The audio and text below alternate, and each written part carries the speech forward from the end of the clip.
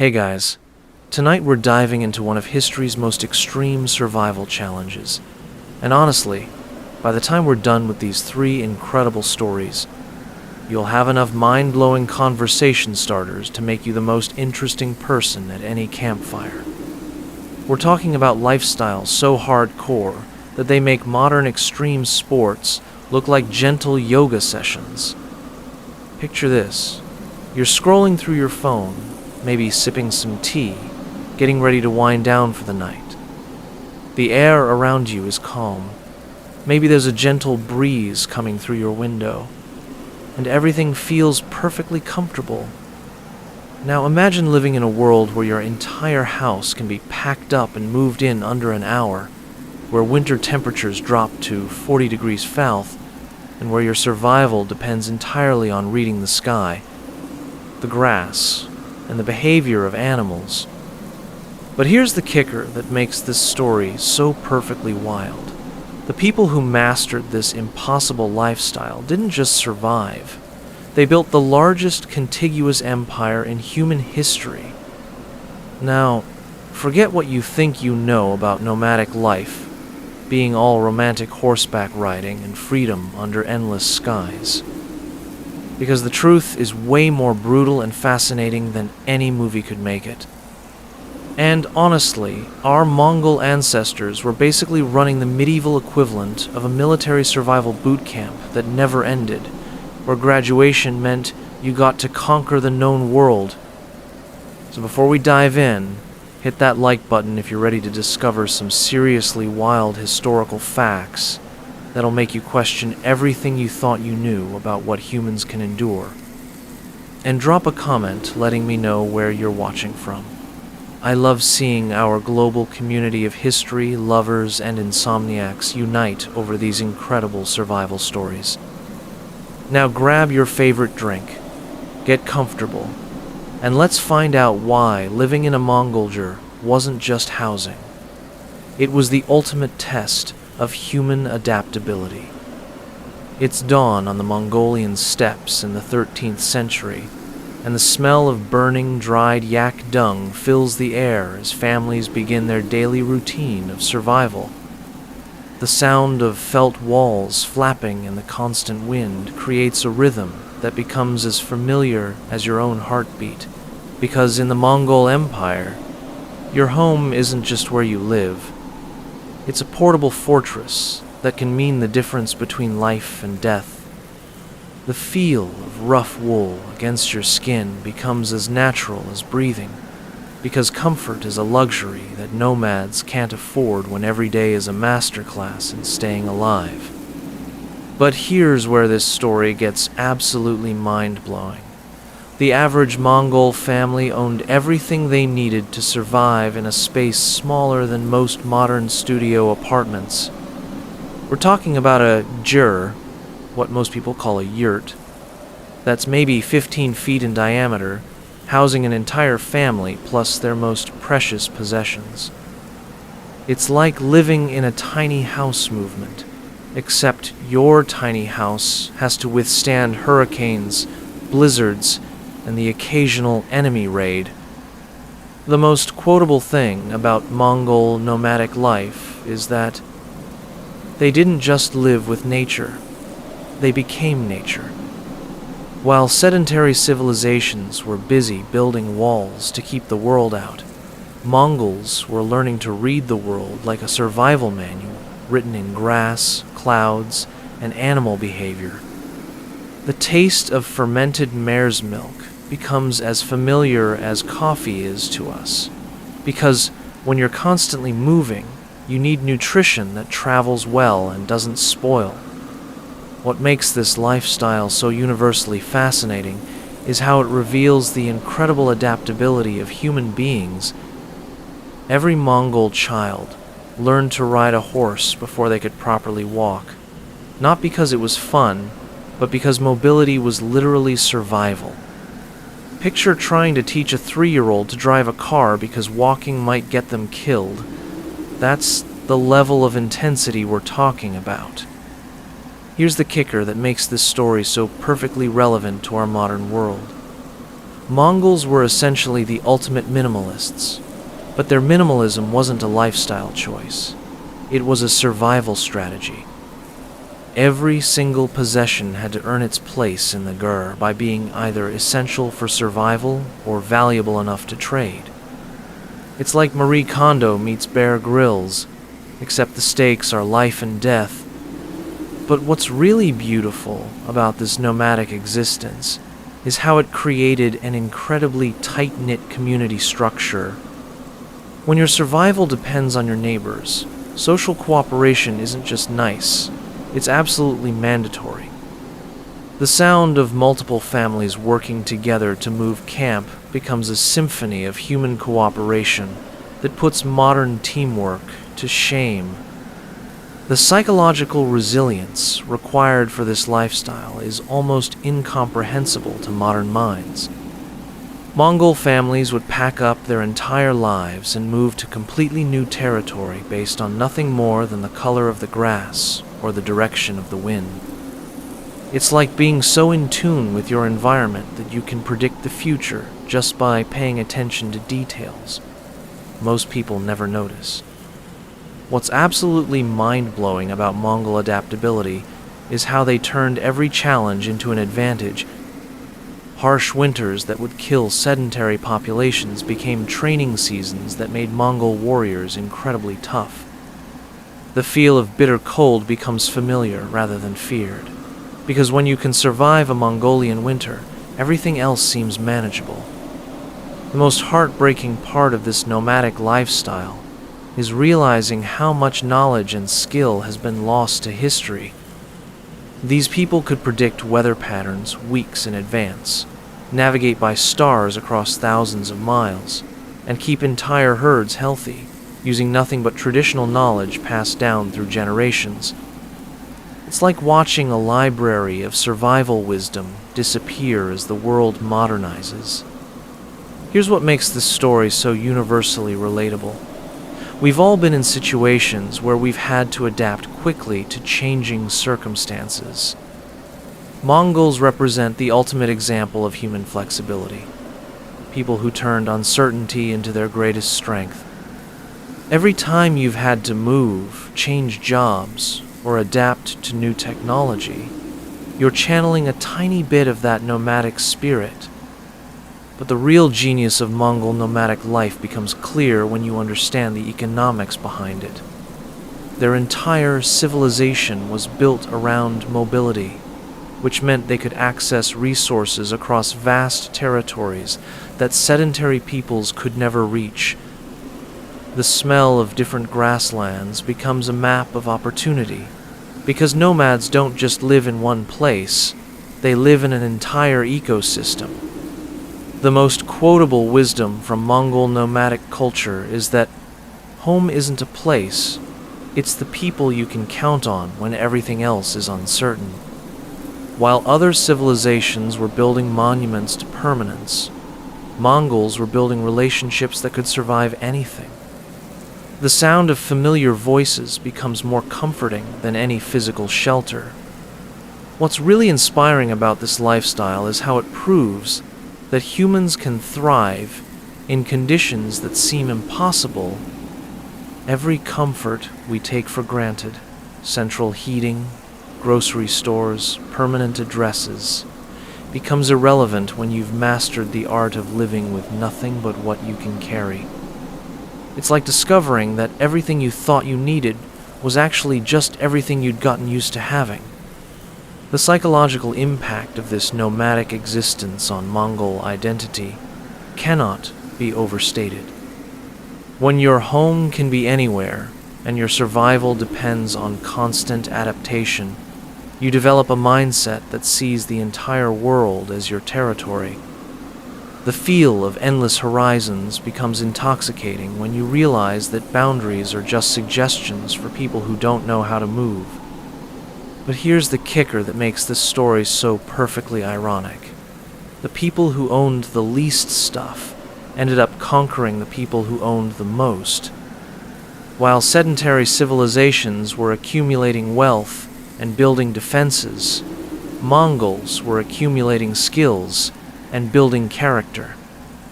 It's like watching someone with a backpack outcompete someone with a mansion. What happens next in our journey through Mongol life will make this nomadic foundation look like gentle preparation for the real challenges. Because we're about to discover what daily life actually looked like inside those felt walls, and trust me, it's going to make every camping trip you've ever taken look like a luxury vacation. The real question isn't whether Mongols were tough. It's whether modern humans could survive even a single day of their normal lifestyle. And honestly, what we learn about the actual mechanics of Jur life will make every tiny house documentary you've ever watched seem like amateur hour. Because when your house has to be your fortress, your workshop, your social center, and your survival shelter all at the same time, every square foot becomes a masterpiece of efficient design. So we've just discovered that being an Egyptian pharaoh meant being trapped in the most luxurious prison ever invented. And now we're about to witness something that will make every work-life balance conversation you've ever had look like a gentle, philosophical debate. Because what happens when you're literally considered a living god isn't just about having unlimited power. It's about discovering that unlimited power comes with unlimited responsibilities that never ever end. And honestly, if there's one thing that proves the grass isn't always greener on the other side, it's watching Egyptian pharaohs realize that being worshipped by millions of people is actually the most exhausting job in human history. Picture this. You're scrolling through Instagram, maybe feeling a little jealous of some influencer's perfect life, when suddenly you realize you're looking at the ancient Egyptian equivalent of social media pressure. The smell of frankincense and myrrh fills the air as priests perform the morning rituals that you, as pharaoh, are required to oversee personally. The sound of thousands of people chanting your divine names echoes through the palace corridors, but instead of feeling empowered, you feel trapped by expectations that would make modern celebrities weep with exhaustion. Because when you're literally considered the earthly embodiment of the god Horus, taking a sick day isn't just impossible, it's blasphemy. Now, forget what you think you know about ancient Egyptian pharaohs lounging around in golden palaces while servants feed them grapes. Because the reality of pharaonic life was essentially being the CEO, high priest, supreme judge, military commander, and divine intermediary for an entire civilization, all at the same time, every single day, for your entire life.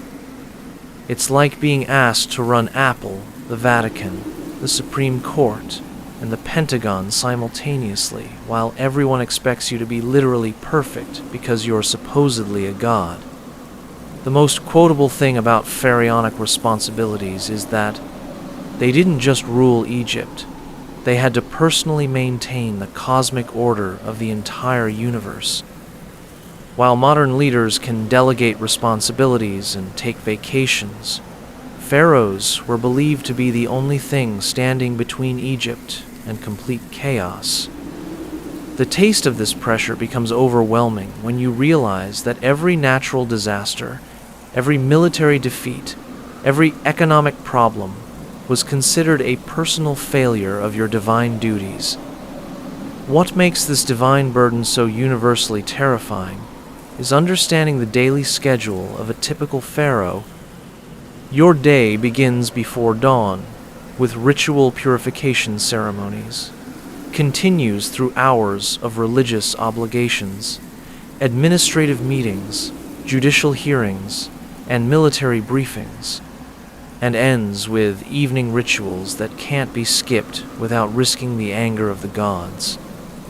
It's like having a calendar that's booked solid for the next 30 years with meetings you literally cannot cancel. Here's the kicker that makes this story so perfectly relevant to our modern world.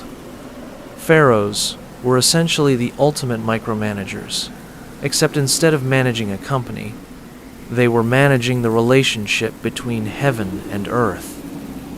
Every decision, from tax policy to temple construction, had to be made with the understanding that you were accountable not just to your people, but to the gods themselves.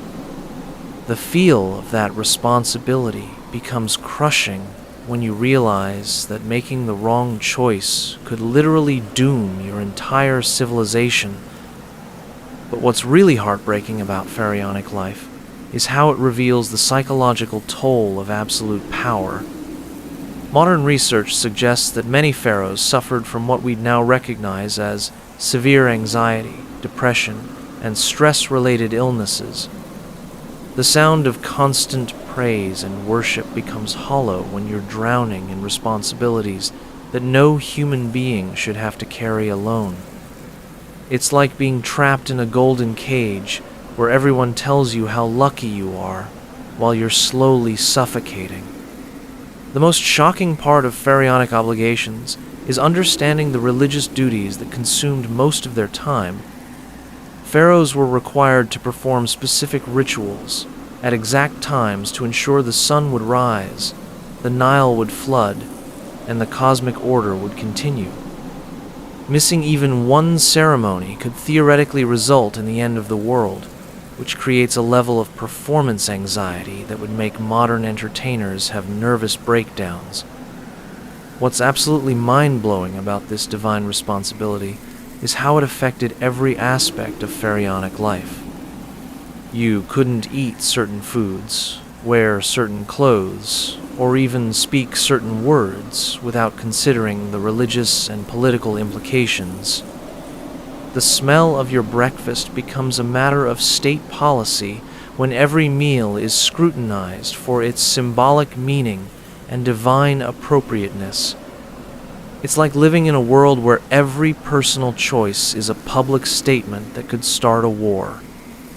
The most quotable wisdom from pharaonic life is that sometimes the most powerful prison is the one made of other people's expectations.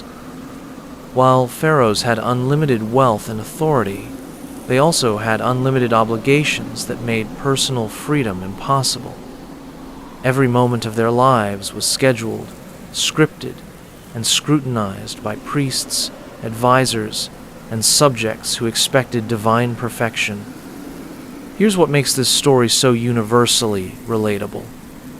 We've all felt trapped by other people's expectations, but imagine if those expectations included maintaining the cosmic order. Pharaohs represent every person who's ever felt overwhelmed by responsibilities they never asked for.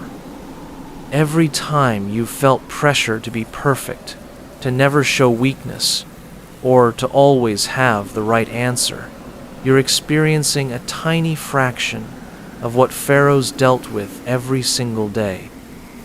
But what's really beautiful about this impossible situation is how it reveals the incredible resilience of the human spirit. Despite the crushing pressure of divine expectations, many pharaohs found ways to be genuinely effective leaders who improved their people's lives. The feel of genuine accomplishment becomes precious when you realize that some pharaohs managed to be both gods and humans, both perfect symbols and flawed individuals. The psychological complexity of pharaonic identity is almost impossible to comprehend. You have to maintain the public persona of a divine being while privately dealing with very human emotions like fear, doubt, and loneliness. The sound of your own thoughts becomes the only place where you can be honest about your limitations, because showing any weakness in public could undermine the entire foundation of Egyptian society. What's really tragic about pharaonic life is how it demonstrates the isolation that comes with absolute power. When everyone around you is either worshiping you or trying to manipulate you, genuine human connection becomes almost impossible. Every friendship is potentially political. Every conversation is potentially dangerous. and every emotion must be carefully controlled to maintain the illusion of divine perfection. The most heartbreaking part of this divine burden is realizing how many pharaohs probably died young from stress-related illnesses. The constant pressure of maintaining cosmic order, combined with the physical demands of ritual obligations and the emotional toll of isolation, created health problems that even unlimited wealth couldn't solve. It's like being slowly killed by the very thing that's supposed to make you immortal. But here's the kicker that makes this story so perfectly ironic. The people who were supposed to be the most powerful humans on Earth were actually the most powerless when it came to controlling their own lives.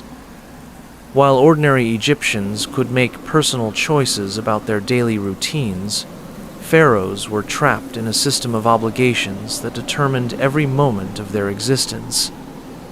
It's like being a prisoner in your own palace, except the palace is made of gold and everyone thinks you're lucky. The most quotable lesson from pharaonic imprisonment is that true freedom isn't about having unlimited power. It's about having the power to choose your own limitations. While pharaohs could command armies and build monuments, they couldn't choose to sleep in, skip a meeting, or have a private moment without considering the cosmic implications. Every privilege came with a corresponding obligation that made the privilege feel more like a burden. What's really inspiring about this story is how it proves that even in the most impossible circumstances, humans find ways to maintain their dignity and humanity. Some pharaohs managed to use their divine status to genuinely improve their people's lives, turning their golden cage into a platform for positive change. The taste of meaningful accomplishment becomes sweeter when you realize it was achieved despite overwhelming personal cost. The psychological impact of this divine burden on pharaonic families cannot be overstated. Children born into the royal family knew from birth that their lives would never be their own, that every choice would be made for them by the demands of divine kingship. It's like being sentenced to a lifetime of performance art, where the penalty for breaking character is the collapse of civilization. But here's what makes this story so eternally relevant. Pharaonic life represents the ultimate example of how success can become its own form of suffering. Every achievement created new expectations. Every victory demanded greater perfection, and every moment of glory came with the pressure to maintain that glory forever. It's a reminder that sometimes the most dangerous trap is the one that looks like everything you ever wanted. What happens next in our journey through pharaonic hell will make this divine burden look like gentle preparation for something even more terrifying. Because we're about to discover that when you're considered a living god, everyone around you has very strong opinions about how gods should behave, and some of those people are willing to kill to enforce their opinions. The real question isn't whether being pharaoh was stressful, it's whether you could survive long enough to die of natural causes. And trust me, what we learn about pharaonic security concerns will make every paranoid thought you've ever had about workplace politics look like innocent daydreaming. Because when your job description includes maintain cosmic order, your performance reviews are conducted with poison and daggers. So we've just witnessed pharaohs discover that everyone around them has very strong opinions about how gods should behave. And now we're about to uncover something that will make every mental health conversation you've ever had about work stress feel like gentle meditation. Because what happens when you're literally responsible for maintaining the cosmic order isn't just about political pressure. It's about the moment when human beings realize that pretending to be divine can actually drive you completely insane. And honestly, if there's one thing that proves the most dangerous job in history wasn't gladiator or plague doctor, it's watching Egyptian pharaohs slowly lose their minds under the weight of expectations that would make modern CEOs have nervous breakdowns. Picture this. You're scrolling through LinkedIn, reading about executive burnout and work-life balance, when suddenly you realize you're looking at problems that pale in comparison to what happened in ancient Egypt. The smell of burning incense fills the air as another pharaoh performs his morning ritual of literally holding the universe together through sheer force of divine will. The sound of priests chanting becomes background noise to the constant internal monologue of someone who's supposed to be perfect but feels like they're drowning in responsibilities that no human should have to carry. But here's the kicker that makes this story so perfectly tragic. Many pharaohs probably died not from assassination or disease, but from the simple psychological impossibility of being a god while still being human. Now, forget what you think you know about ancient rulers having unlimited power and unlimited happiness, because modern analysis of pharaonic mummies reveals evidence of stress-related illnesses, premature aging, and what we now recognize as severe anxiety disorders. It's like discovering that the people who seemed to have everything were actually suffering from conditions that would require intensive therapy and medication in our modern world. The most quotable tragedy of pharaonic psychology is that they were human beings forced to play gods in a world where gods weren't allowed to make mistakes. While modern leaders can admit uncertainty, delegate responsibility, and seek help when overwhelmed, pharaohs had to maintain the illusion of divine perfection even when they were falling apart inside. The taste of that pressure becomes overwhelming when you realize that showing any weakness could literally cause your entire civilization to lose faith in the cosmic order. What makes this psychological burden so universally heartbreaking is understanding how it affected pharaonic decision-making. Every choice had to be made with the understanding that you were accountable not just to your people, but to the gods, to history, and to the fundamental structure of reality itself. It's like being asked to make every decision as if the fate of the universe depends on getting it right, because, according to Egyptian theology, it literally did. Here's the kicker that makes this story so perfectly relevant to our modern world. Pharaohs were essentially the ultimate perfectionists, except their perfectionism wasn't just a personality trait. It was a religious obligation that determined whether the sun would rise tomorrow. While modern perfectionists struggle with self-imposed standards, pharaohs struggled with standards imposed by the entire cosmic order. The feel of that responsibility becomes crushing when you realize that failure isn't just personal, it's apocalyptic. But what's really beautiful about this impossible situation is how some pharaohs found ways to cope with the psychological pressure. Archaeological evidence suggests that many pharaohs turned to art, architecture, and intellectual pursuits as ways of expressing their humanity while maintaining their divine persona. The sound of chisels on stone becomes therapeutic when you realize that building monuments was probably one of the few ways pharaohs could create something lasting without the pressure of immediate divine judgment. The most shocking part of pharaonic psychology is how it reveals the incredible resilience of the human spirit. Despite the crushing pressure of divine expectations, many pharaohs managed to rule effectively for decades, suggesting that humans can adapt to almost any psychological burden if they have to. It's like watching people develop superpowers through sheer necessity, except the superpower is the ability to function while carrying impossible responsibilities. What's absolutely mind-blowing about this psychological analysis is how it changes our understanding of pharaonic achievements. Every pyramid, every temple, Every successful military campaign becomes even more impressive when you realize it was accomplished by people who were probably dealing with severe mental health challenges. The smell of success becomes bittersweet when you understand the personal cost of every accomplishment. The most quotable wisdom from Pharaonic psychology is that sometimes the most powerful people are the ones who are slowly being destroyed by their own power. While pharaohs had unlimited authority, they also had unlimited responsibility that made personal peace impossible. Every moment of triumph came with the knowledge that even greater expectations would follow.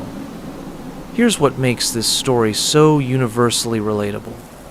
We've all felt overwhelmed by expectations, but imagine if those expectations included maintaining the fundamental structure of reality. Pharaohs represent every person who's ever felt crushed by the weight of other people's needs and expectations. Every time you've felt responsible for things beyond your control, you're experiencing a tiny fraction of what pharaohs dealt with every single day. But what's really inspiring about this story is how it demonstrates that even in the most impossible circumstances, humans find ways to create meaning and beauty. Some pharaohs channeled their psychological pressure into artistic and architectural achievements that still inspire us thousands of years later.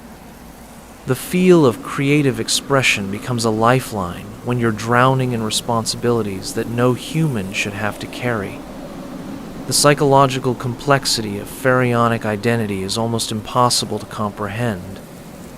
You have to maintain the public persona of a divine being while privately dealing with very human emotions like fear, doubt, and the constant awareness that you might be failing at the most important job in the universe. Every private moment becomes precious because it's the only time you can be honest about your limitations. What's really tragic about pharaonic psychology is how it demonstrates the isolation that comes with ultimate responsibility. When everyone around you either worships you or fears you, genuine human connection becomes almost impossible. The sound of your own thoughts becomes the only place where you can be honest about your fears and doubts. The most heartbreaking part of this psychological burden is realizing how many pharaohs probably suffered in silence. In a world where showing weakness could undermine the entire foundation of society, pharaohs had to carry their psychological burdens alone. It's like being trapped in a golden cage where everyone tells you how lucky you are while you're slowly suffocating from the pressure. But here's the kicker that makes this story so perfectly ironic. The people who were supposed to be the most powerful humans on Earth were actually the most powerless when it came to controlling their own mental health. While ordinary Egyptians could seek help, express doubt, or admit weakness, pharaohs were trapped in a system that demanded constant perfection. Every human emotion had to be carefully controlled to maintain the illusion of divine stability. The most quotable lesson from pharaonic psychology is that true strength isn't about never showing weakness. It's about finding ways to be human, even when the world expects you to be perfect. Some pharaohs managed to maintain their humanity despite impossible expectations, proving that resilience isn't about being invulnerable. It's about surviving vulnerability.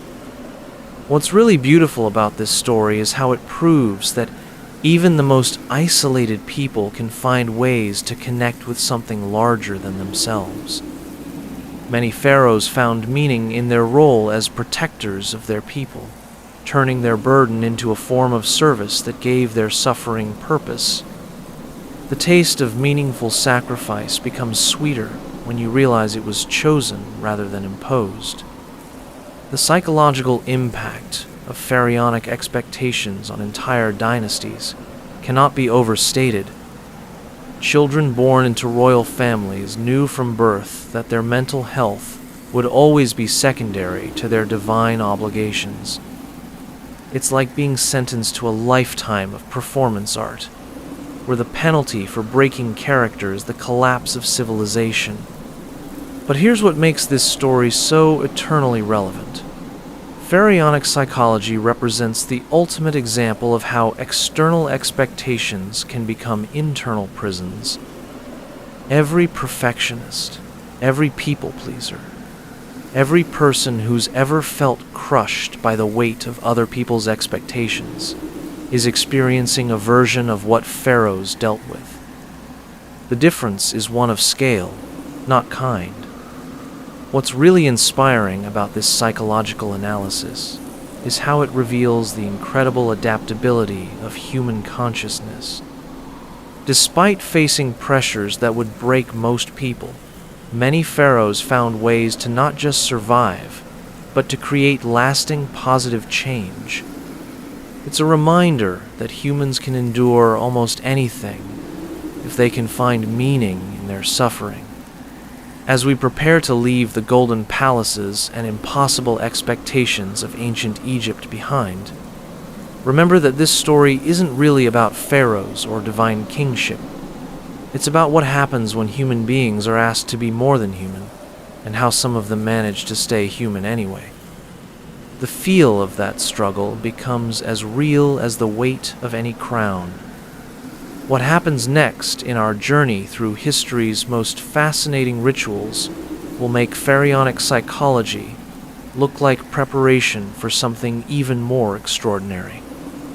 Because we're about to witness a culture that didn't just prepare for death, they turned dying into the most epic adventure in human history. The Vikings are waiting on the shores of Scandinavia, and they're about to show us what happens when people refuse to let death be the end of the story. The real wisdom of pharaonic psychology isn't about ancient Egypt or divine kingship. It's about what it means to carry impossible responsibilities while somehow remaining human. They proved that sometimes the most powerful thing you can do is simply survive the weight of other people's expectations without losing yourself in the process. And that's a lesson that transcends any particular century or culture. It's about what it means to be courageously, impossibly, eternally human. So, we've just witnessed Egyptian pharaohs slowly lose their minds under the weight of divine expectations. And now we're about to meet a culture that took one look at death and said, you know what? This could be way more epic. Because what happens next isn't just about Viking funerals. It's about a people who literally turned dying into the most badass send-off in human history, complete with luxury yachts for the afterlife. And honestly, if there's one thing that proves Vikings understood that how you leave this world is just as important as how you live in it, it's watching them build floating palaces for dead people, while the rest of medieval Europe was still figuring out basic coffins. Picture this. You're scrolling through Instagram, maybe looking at some influencer's luxury yacht vacation, when suddenly you realize you're looking at the ancient Viking equivalent of afterlife goals. The smell of tar and pine fills the air as master shipbuilders work on what amounts to a custom-designed vehicle for eternity. The sound of hammers on wood creates a rhythm that's both construction project and sacred ritual, because when you're building someone's ride to Valhalla, every nail becomes a prayer, and every plank becomes a promise. But here's the kicker that makes this story so perfectly Viking. They weren't just burying people in boats. They were creating the ultimate luxury death experience that would make modern funeral directors weep with envy. Now, forget what you think you know about Viking ship burials being simple affairs where they just stuck a dead guy in a boat and lit it on fire. Because archaeological evidence from sites like Gokstad and Oseberg reveals that Viking ship burials were essentially ancient versions of building custom superyachts, except the only voyage they'd ever take was to the afterlife. It's like commissioning a Rolls-Royce that's specifically designed to drive you to heaven, except instead of roads, you're navigating the cosmic waters between life and death. The most quotable thing about Viking ship burials is that they didn't just prepare for death, they turned death into the ultimate adventure travel package. While other medieval cultures were focused on judgment, punishment, and hoping for salvation, Vikings were busy planning the most epic journey of their existence. The taste of this confidence becomes intoxicating when you realize they approached death with the same enthusiasm most people reserve for vacation planning. What makes this burial tradition so universally fascinating is how it reveals the Viking understanding of death as transition rather than termination. The ship wasn't just a grave marker, it was literally the vehicle that would carry the deceased to their next destination. It's like the difference between being buried in a box and being buried in a Tesla with GPS coordinates for paradise already programmed in. Here's the kicker that makes this story so perfectly relevant to our modern world. Viking ship burials were essentially the ultimate expression of, you can't take it with you, but we're going to try anyway. While most cultures accepted that death meant leaving everything behind, Vikings were like, hold my mead and watch this, as they loaded ships with everything from weapons to household goods to entire kitchens. The feel of this preparation becomes both practical and magical, because they were literally packing for eternity. But what's really beautiful about Viking ship burial traditions is how they demonstrate the incredible craftsmanship and artistry that went into honoring the dead. The Oseberg ship, discovered in Norway, contained not just a burial chamber, but an entire floating museum of Viking art, textiles, and craftsmanship. The sound of artisans working becomes a form of worship, because creating something beautiful for the dead was considered one of the highest honors you could bestow.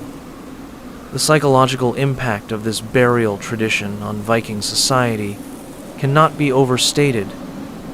When your culture treats death as the beginning of an epic journey rather than the end of everything, it fundamentally changes how you approach life.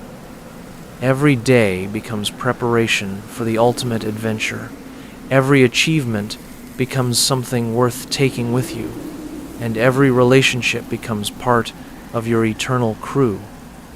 What's absolutely mind-blowing about Viking ship burials is how they reveal the sophisticated understanding of social status and afterlife logistics.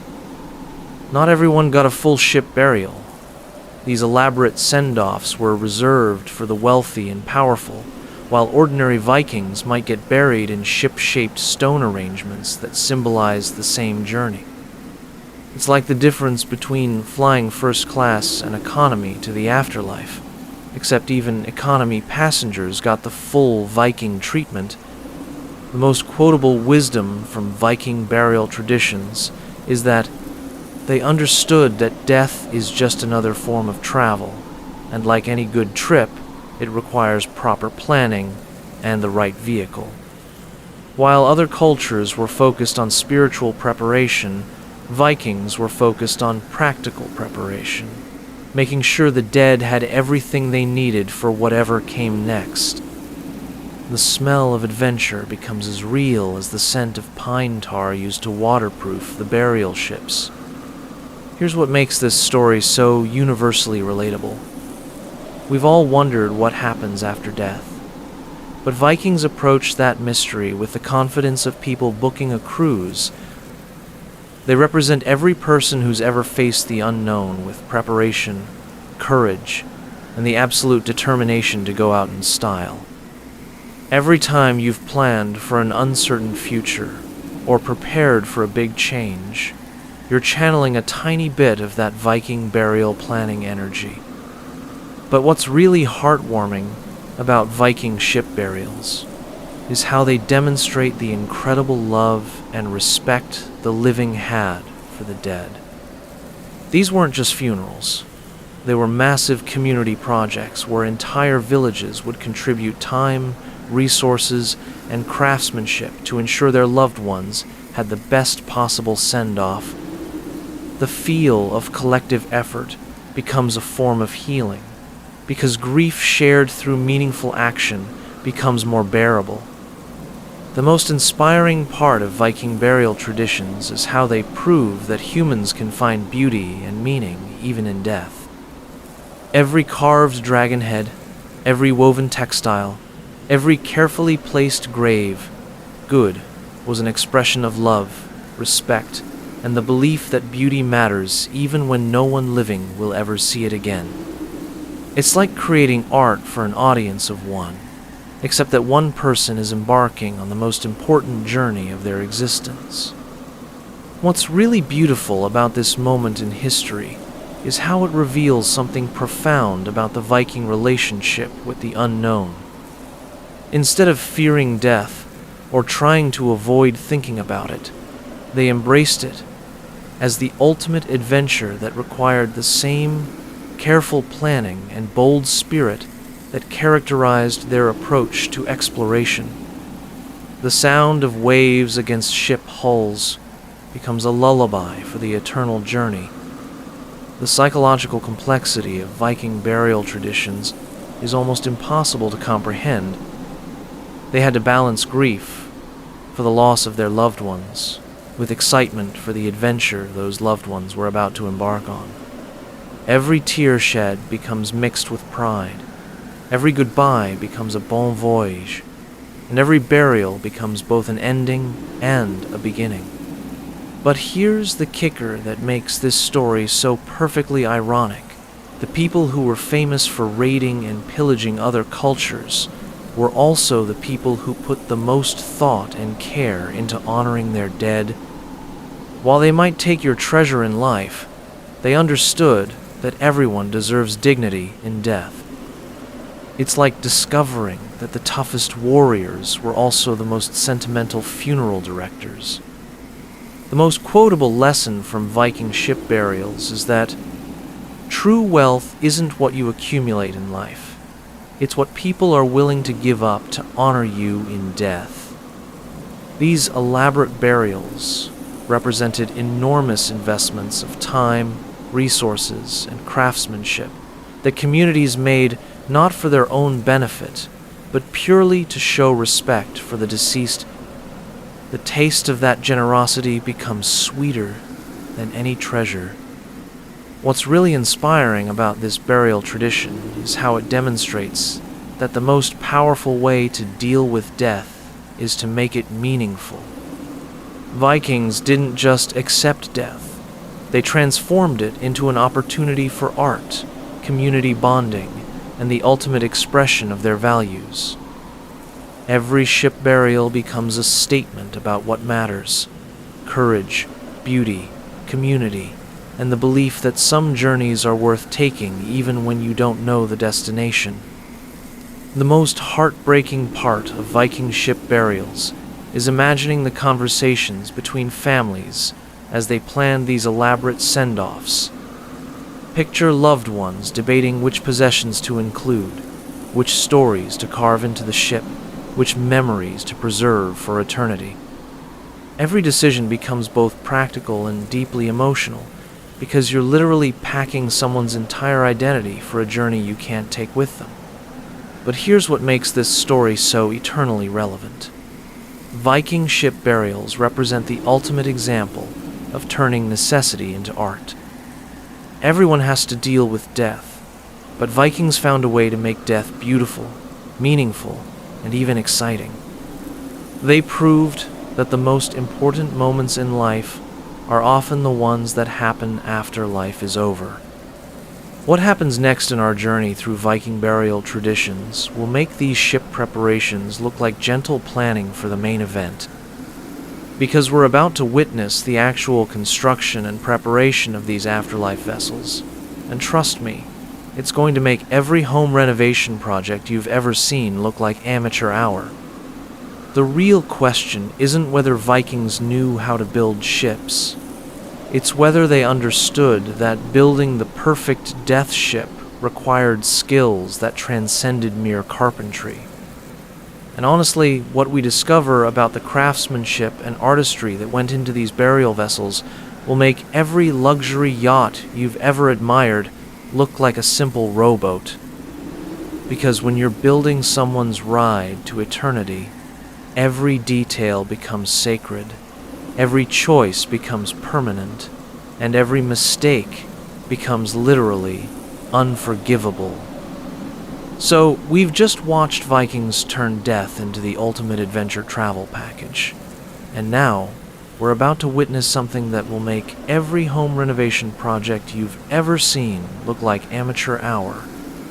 Because what happens when you're literally building someone's ride to eternity isn't just about carpentry.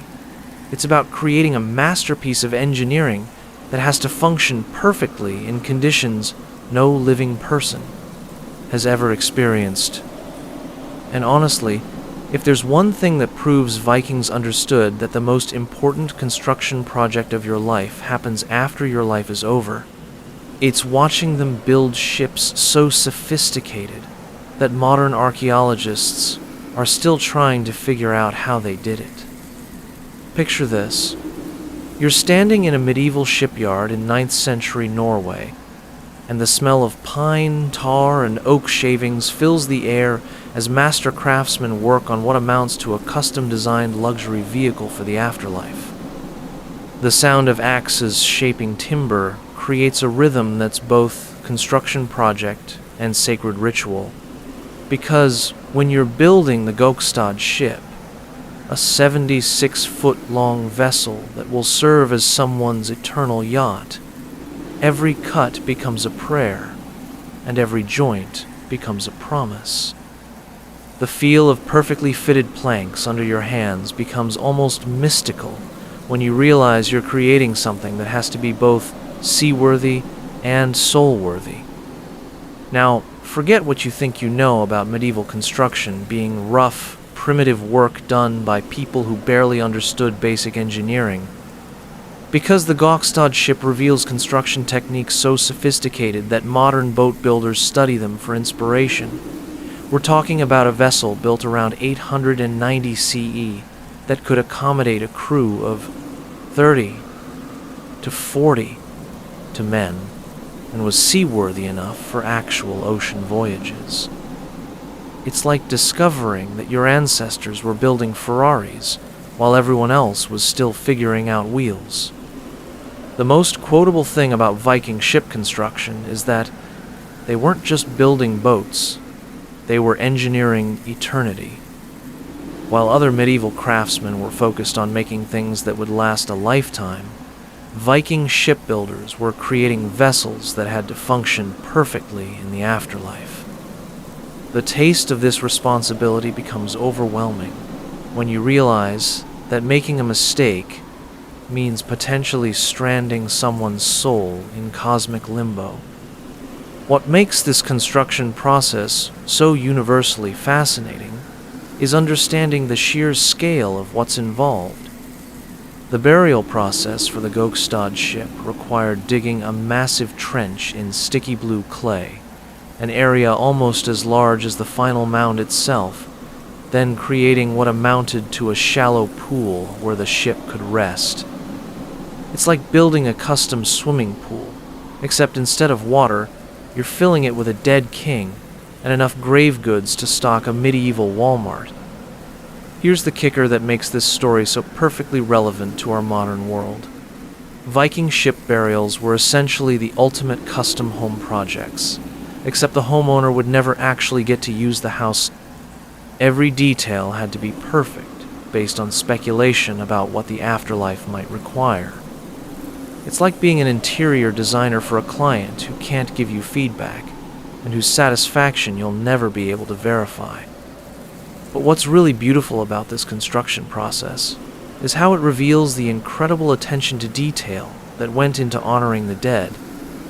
The Oseberg ship burial included not just the vessel itself, but a complete burial chamber built right behind the mast, furnished with beds made of large down quilts, and decorated with magnificent tapestries. The sound of craftsmen working becomes a form of love letter written in wood and fabric, because every comfort provided was an expression of how much the living cared about the dead. The psychological impact of this construction process on the builders cannot be overstated. You're not just building a ship, you're creating someone's eternal home, their vehicle to the next world, and their status symbol for all of eternity. Every decision becomes weighted with cosmic significance, because this isn't just about craftsmanship. It's about ensuring someone's soul has everything it needs for the ultimate journey. What's absolutely mind-blowing about Viking burial ship construction is how it combines practical seamanship with spiritual engineering. These ships had to be both functional vessels that could theoretically sail and sacred spaces that could house elaborate burial chambers. The smell of tar and timber becomes mixed with the scent of incense and sacred oils as shipbuilders transform from craftsmen into priests of the afterlife. The most quotable wisdom from Viking ship construction is that true craftsmanship isn't about building something that works. It's about building something that works forever. While modern construction focuses on durability measured in decades, Viking shipbuilders were thinking in terms of eternity. Every joint, every plank, every decorative element had to be perfect enough to last through whatever challenges the afterlife might present. Here's what makes this story so universally relatable. We've all been involved in projects where the stakes felt impossibly high. Viking shipbuilders represent every person who's ever had to create something perfect under pressure, knowing that failure isn't just disappointing, it's catastrophic. Every time you've worked on something where you couldn't afford to make mistakes, you're experiencing a tiny fraction of what these craftsmen dealt with every day. But what's really heartwarming about this construction process is how it demonstrates the incredible generosity of Viking communities. Building a burial ship required enormous investments of time, materials, and skilled labor that entire villages would contribute without expecting any earthly reward. The feel of collective effort becomes a form of healing, because grief shared through meaningful action becomes more bearable and more beautiful. The most inspiring part of Viking ship construction is how it proves that humans can create beauty even in the face of death. Every carved dragon head, every perfectly fitted plank, every decorative element was an expression of the belief that beauty matters, even when no living person will ever see it again. It's like creating art for an audience of one, except that one person is embarking on the most important journey of their existence. What's really beautiful about this construction tradition is how it reveals something profound about the Viking understanding of legacy. These ships weren't just graves. They were statements about what the deceased had accomplished in life and what they deserved to take with them into death. Every detail becomes a form of biography written in wood and metal, telling the story of a life worth honoring. The psychological complexity of building burial ships is almost impossible to comprehend. Craftsmen had to balance their grief for the loss of someone they probably knew personally, with their professional pride in creating something that would represent their community's values for eternity. Every hammer blow becomes both an expression of loss and an act of love. But here's the kicker that makes this story so perfectly ironic. The people who built these incredible ships would never get to see whether their work actually functioned in the afterlife. Unlike every other construction project in human history, there was no way to get feedback, no way to make improvements, and no way to know if you'd succeeded. It's like being an engineer for a space mission to a destination no one has ever visited. The most quotable lesson from Viking ship construction is that the most meaningful work is often the work that no one will ever see. These craftsmen poured their hearts and souls into creating something that would be buried immediately after completion, never to be seen again by living eyes. It's the ultimate example of working for intrinsic rather than extrinsic rewards. What's really inspiring about this construction tradition is how it demonstrates that the most powerful way to deal with loss is to create something beautiful. Every burial ship becomes a transformation of grief into art, of ending into beginning, of death into the ultimate adventure. The sound of construction becomes a form of therapy that helps communities process loss while creating something meaningful. The most heartbreaking part of Viking ship construction is imagining the conversations between craftsmen as they worked on these vessels. Picture master shipbuilders debating the perfect angle for a dragonhead or the ideal placement of a burial chamber, knowing that their decisions would affect someone's eternal journey. Every choice becomes both technical and deeply spiritual, because you're literally building someone's path to the next world. But here's what makes this story so eternally relevant. Viking ship construction represents the ultimate example of working with love rather than just for money. These craftsmen weren't just fulfilling contracts, they were expressing their community's values, their personal grief, and their beliefs about what death should look like. Every project becomes a labor of love in the most literal sense.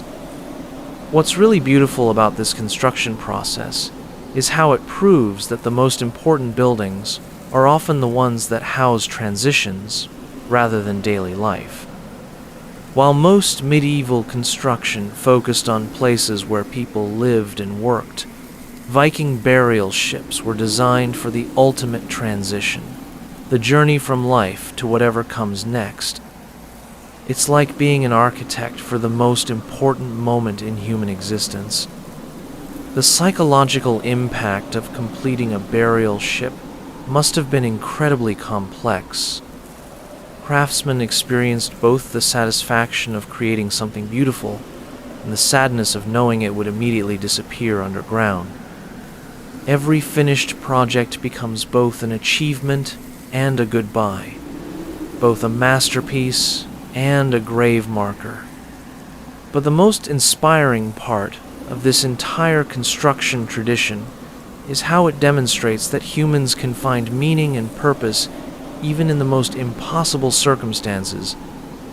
Building ships for the dead required the same skills, dedication, and artistry as building ships for the living, but with the added weight of cosmic responsibility. It's proof that meaningful work transcends practical outcomes. Sometimes the most important thing you can build is something that will never be used in the way you intended. What happens next in our journey through Viking burial traditions will make this construction masterclass look like gentle preparation for the ultimate luxury experience. Because we're about to discover what actually went into these afterlife yachts. And trust me, it's going to make every first-class travel experience you've ever had look like economy seating. The real question isn't whether Vikings knew how to build ships. It's whether they understood that packing for eternity requires a completely different approach to luggage. And honestly, what we learn about Viking grave goods will make every packing list you've ever made look like amateur hour. Because when you're preparing someone for a journey to the afterlife, every item becomes both practical necessity and spiritual statement. And the difference between packing well and packing poorly could determine someone's eternal comfort. So, we've just watched Leif Erikson navigate across 0 miles of open ocean using nothing but stars, stones, and centuries of Viking wisdom. And now we're about to witness something that will make every first contact story you've ever heard look like a gentle meet and greet. Because what happens when Leif's ship finally reaches the coast of North America isn't just about discovering new land. It's about the moment when two completely different worlds collide in ways that nobody could have predicted. And honestly, if there's one thing that proves the most important discoveries often come with the most complicated consequences, it's watching the first Europeans in America realize that this empty continent is actually home to people who have very different ideas about sharing. Picture this. You're standing on the deck of Leif's ship around the year 1000, and after weeks of sailing into the unknown, the smell of pine forests and wild grapes finally reaches your nostrils. The sound of waves lapping against a coastline that no European has ever seen creates a symphony of discovery as Leif and his 35-man crew prepare to make history by becoming the first Europeans to set foot in North America. The feel of solid ground under Viking feet becomes intoxicating after weeks at sea, but there's something else in the air, the sense that you're not alone in this new world. Now, forget what you think you know about European exploration being all about brave adventurers discovering empty wilderness. Because when Leif Erikson landed in what he called Vinland, probably somewhere in modern-day Newfoundland, he was actually arriving in a land that had been continuously inhabited for thousands of years by indigenous peoples. It's like thinking you've discovered an empty house, only to realize the current residents are just out running errands. The most quotable thing about this first European landing in America is that Leif didn't discover America. He just became the first European to realize that America had been there all along. While Columbus would later get credit for discovering the New World, Leif was actually 500 years ahead of schedule, casually accomplishing what would later be considered one of the most important achievements in human history. The taste of wild grapes becomes the flavor of historical irony when you realize the most significant discovery in exploration history was basically treated as a successful fishing trip. What makes this landing so universally mind-blowing is understanding what Leif and his crew actually found. According to the saga of the Greenlanders, Vinland was a land of abundance, rivers full of salmon, forests full of timber, and meadows perfect for grazing livestock. It's like discovering the ultimate real estate opportunity, except the property comes with neighbors you didn't know existed, and a cultural gap that makes modern language barriers look like minor misunderstandings. Here's the kicker that makes this story so perfectly relevant to our modern world.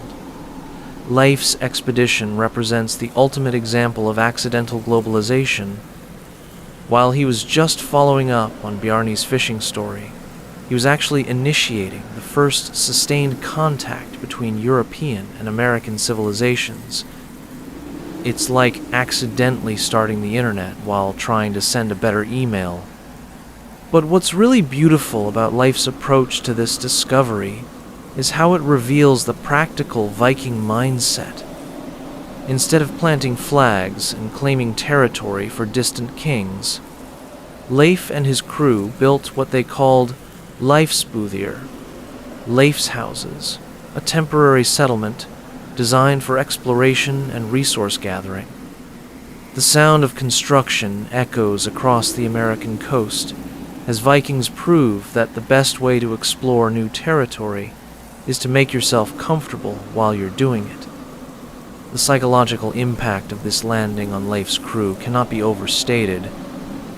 Here are people who grew up thinking Greenland was the edge of the world, suddenly standing on a continent so vast that they can't even comprehend its size. Every step into the American wilderness becomes a step into the impossible, proving that the world is far larger and more complex than anyone had imagined.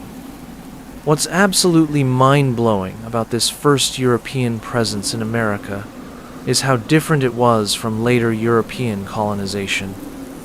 Leif's expedition wasn't about conquest or conversion, it was about exploration and trade.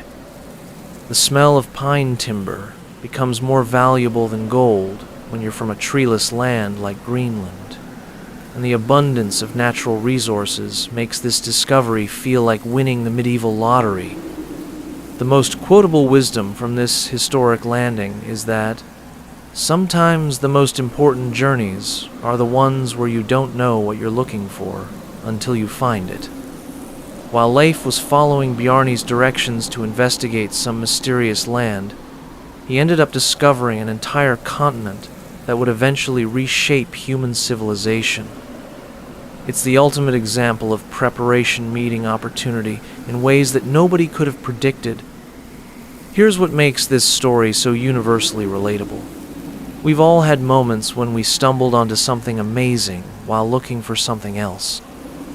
Leif Erikson represents every person who's ever taken a chance on the unknown and discovered something that exceeded their wildest expectations.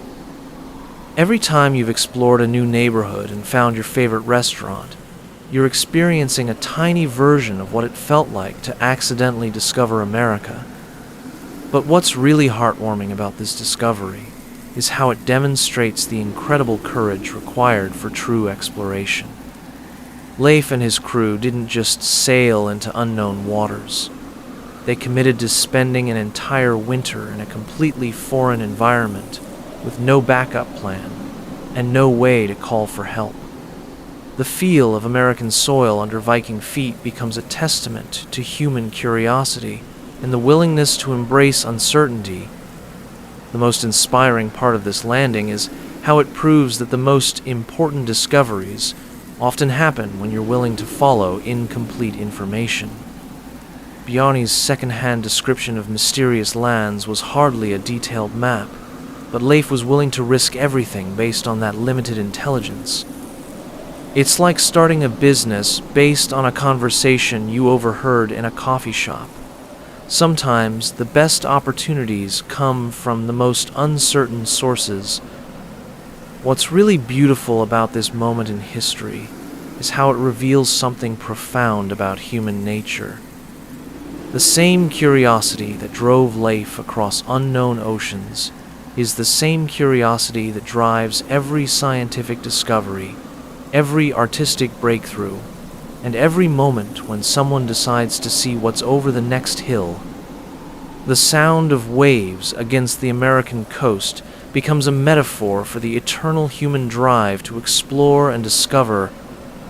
The psychological complexity of this achievement is almost impossible to comprehend. Leif had to be confident enough to sail off the edge of the known world, while also being humble enough to adapt to whatever he might find. Every decision becomes a balance between boldness and wisdom, between ambition and survival. But here's the kicker that makes this story so perfectly ironic. The man who accomplished one of the most important feats in human history probably never realized how important it was. To Leif, this was probably just another successful expedition that brought back valuable timber and interesting stories. It's like accidentally inventing the wheel while trying to move a heavy rock. The most quotable lesson from this historic landing is that great discoveries aren't always recognized as great when they happen. Sometimes it takes centuries for the world to understand what you've accomplished. While Leif's achievement would eventually be recognized as one of the most significant moments in human history, at the time it was probably just considered a successful trading expedition.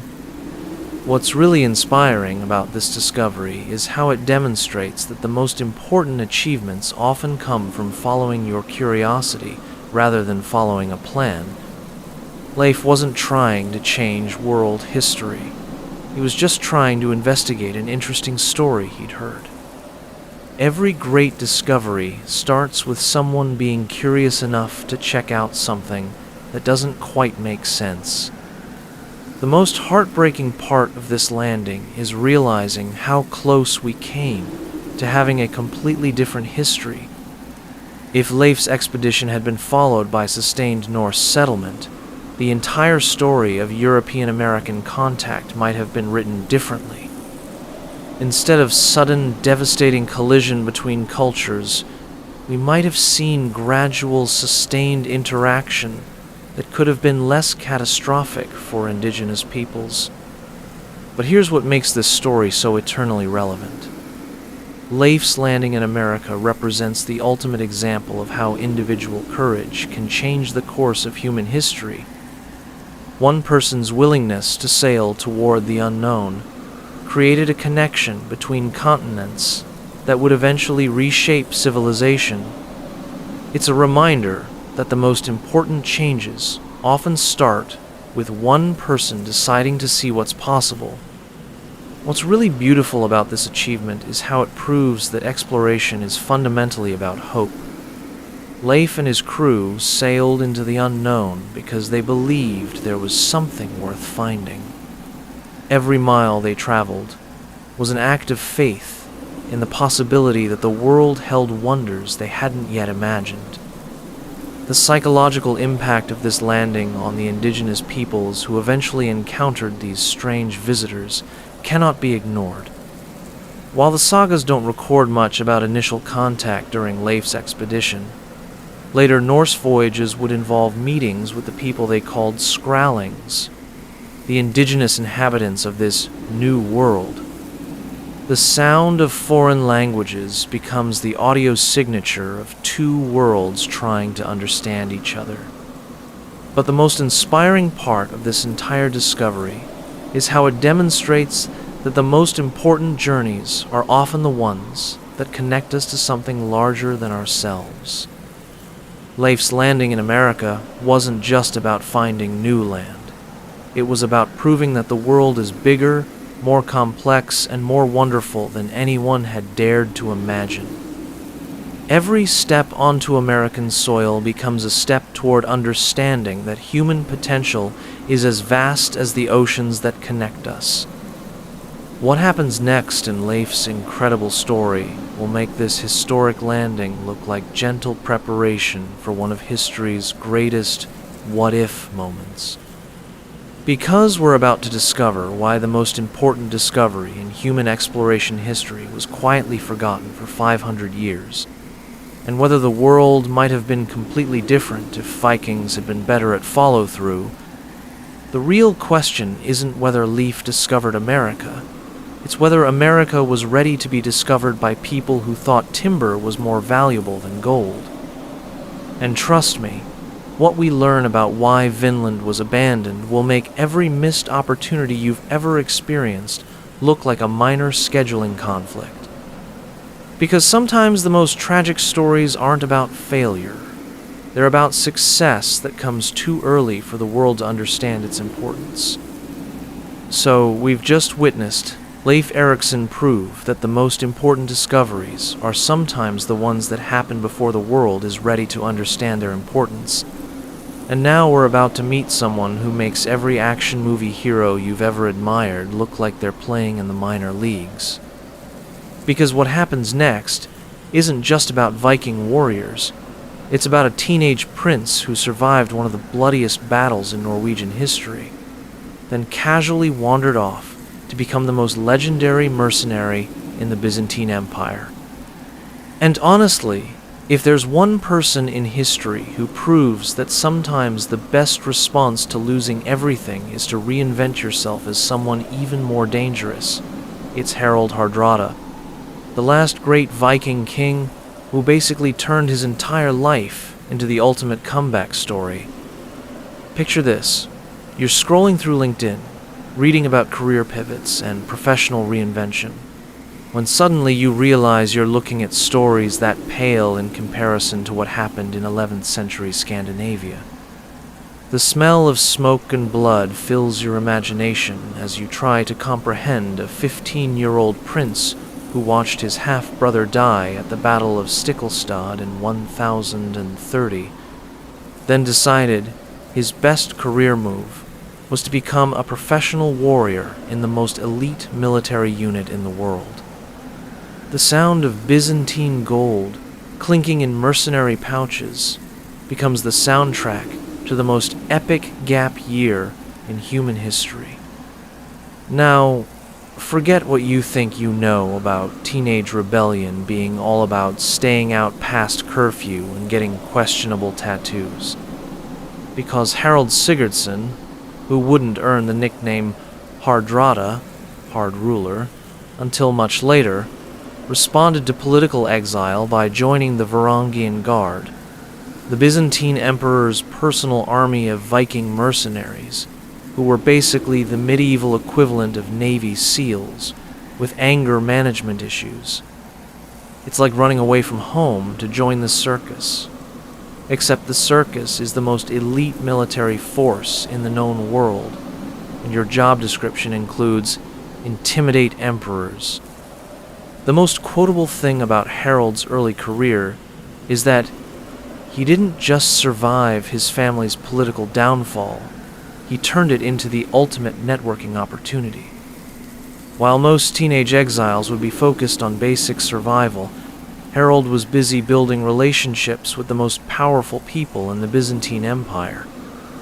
The taste of ambition becomes intoxicating when you realize that losing a kingdom in Norway was just the first step toward gaining an empire in the Mediterranean. What makes Harold's transformation so universally inspiring is how it demonstrates the power of turning setbacks into setups. After fleeing Norway as a defeated prince, Harold spent the next 15 years in Byzantine service, rising through the ranks to become one of the most trusted and feared commanders in the empire. It's like getting fired from your startup and then becoming the CEO of Google, except instead of stock options, you're getting paid in gold and the opportunity to conquer Sicily. Here's the kicker that makes this story so perfectly relevant to our modern world. Harold essentially created the first international military career, moving seamlessly between different cultures and political systems, while building a reputation that transcended national boundaries. While his contemporaries were stuck thinking in terms of tribal loyalties and local politics, Harold was operating on a global scale that wouldn't be matched until the modern era. But what's really beautiful about Harold's Byzantine adventure is how it reveals the incredible opportunities available to someone willing to embrace uncertainty. Constantinople in the 1030s was the richest, most cosmopolitan city in the world, and Harold had access to military techniques, political strategies, and cultural knowledge that no other Scandinavian had ever experienced. The sound of different languages becomes music to ambitious ears when you realize that diversity of experience is the ultimate competitive advantage. The psychological profile of someone who attempts this kind of reinvention is absolutely fascinating. Harold had to be confident enough to believe he could succeed in a completely foreign environment, while also being humble enough to learn from people whose customs and beliefs were totally different from his own. It's like being simultaneously the most arrogant and most adaptable person in the room. What's absolutely mind-blowing about Harold's Byzantine service is how it prepared him for everything he would later accomplish. The Varangian Guard wasn't just a military unit. It was a finishing school for future kings, where ambitious young men learned statecraft, economics, and the art of managing complex international relationships. The feel of imperial power becomes familiar when you're literally guarding the person who rules half the known world. The most quotable wisdom from Harold's early career is that sometimes the best education you can get is the one that happens when you're too young to know it's impossible. While older, more experienced warriors might have been intimidated by the complexity of Byzantine politics, Harold was young enough to treat it all as an adventure. Every challenge becomes a learning opportunity when you're too naive to understand how difficult things are supposed to be. Here's what makes this story so universally relatable. We've all been in situations where we had to start over in unfamiliar territory. Harold represents every person who's ever had to rebuild their life from scratch in a new place with new rules. Every time you've moved to a new city, started a new job, or tried to fit into a different culture, you're experiencing a tiny version of what Harold dealt with when he showed up in Constantinople as a teenage refugee. But what's really heartwarming about Harold's transformation is how it demonstrates the power of mentorship and cultural exchange. The Byzantine Empire didn't just employ Viking mercenaries, they invested in them, providing training, education, and opportunities that transformed rough Scandinavian warriors into sophisticated international operators. The smell of opportunity becomes as real as the scent of Byzantine spices when you're in an environment that rewards excellence, regardless of your background. The most inspiring part of Harold's story is how it proves that sometimes the most important thing you can do is put yourself in situations where you're forced to grow. Every day in Byzantine service was a masterclass in adapting to new challenges, managing complex relationships, and operating at the highest levels of international politics. It's like getting an MBA in world domination while being paid to travel and fight battles. What's really beautiful about this moment in history is how it reveals something profound about the nature of leadership. Harold wasn't born to rule the Byzantine Empire, but his time there taught him how empires actually function. Every lesson learned in foreign service becomes preparation for future greatness, even when you don't know what that greatness will look like. The psychological complexity of Harold's situation is almost impossible to comprehend. He's simultaneously a political exile, a teenage adventurer, a professional soldier, and a future king in training. Every identity requires different skills and different mindsets, but somehow Harold manages to excel at all of them. But here's the kicker that makes this story so perfectly ironic. The man who would later be remembered as the last great Viking king spent his formative years learning how to be a Byzantine courtier. While his reputation was built on Scandinavian warrior culture, his actual skills were developed in the most sophisticated political environment in the medieval world. It's like becoming famous as a cowboy after training at Harvard Business School.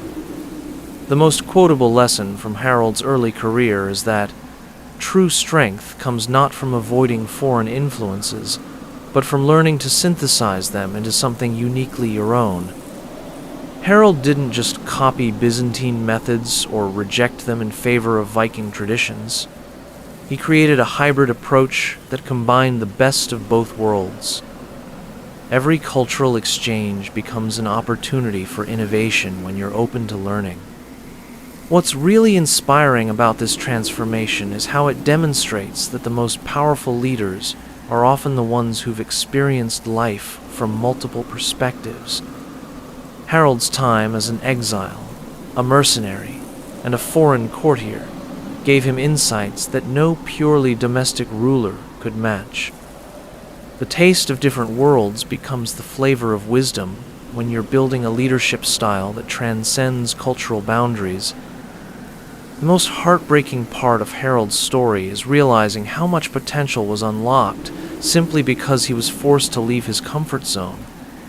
If the Battle of Stiklestad had gone differently, Harold might have lived his entire life as a minor Norwegian prince. Instead, political disaster became the catalyst for one of the most remarkable careers in medieval history. But here's what makes this story so eternally relevant. Harold's experience proves that sometimes the most important thing that can happen to you is having your original plans completely destroyed. Every setback becomes a setup when you're willing to see opportunity in chaos.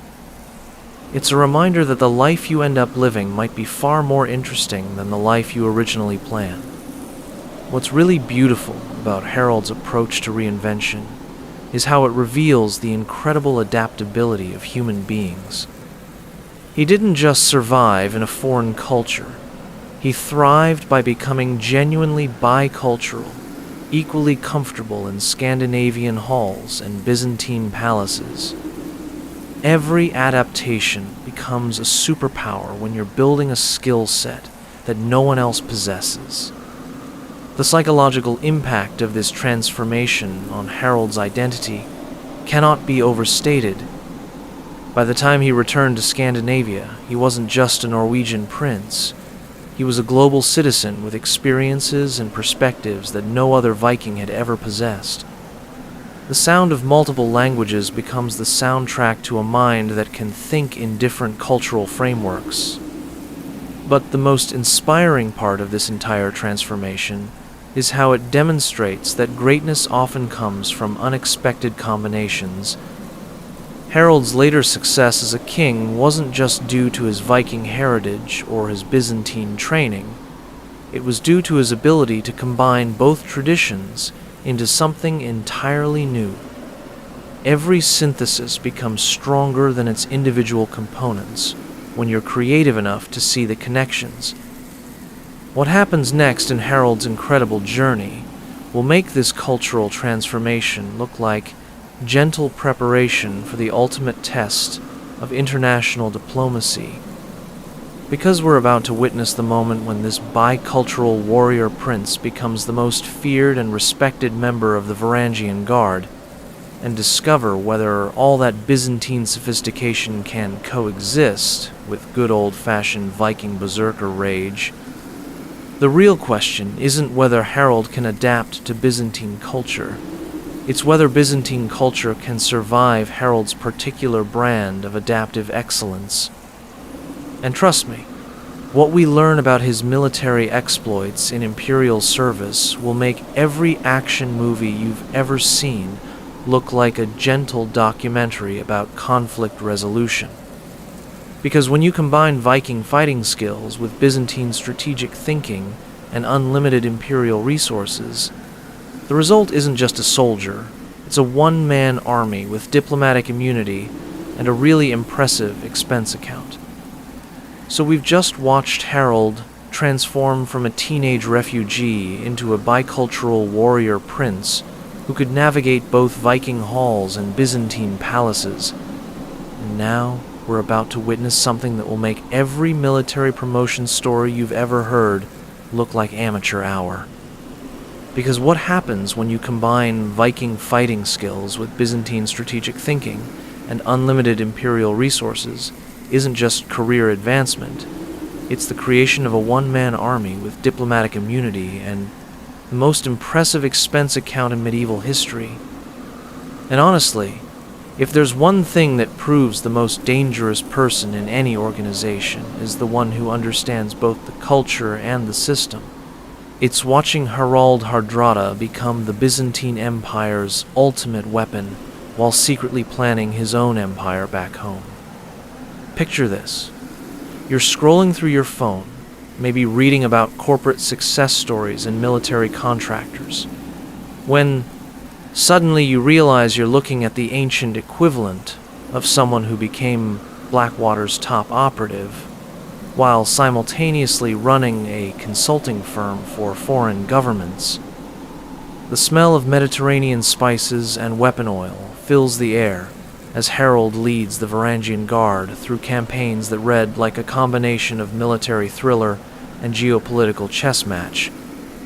The sound of Byzantine gold clinking in his personal treasury becomes the soundtrack to the most profitable military career in history, because when you're the Emperor's favorite problem solver, every successful mission comes with bonuses that would make modern defense contractors weep with envy.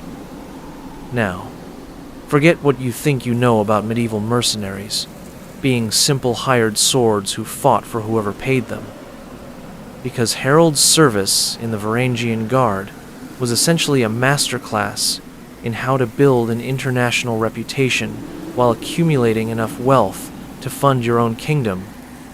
It's like being simultaneously the world's most effective special forces operator and the world's most successful investment banker, except your investments are paid in Byzantine gold, and your returns are measured in conquered territories.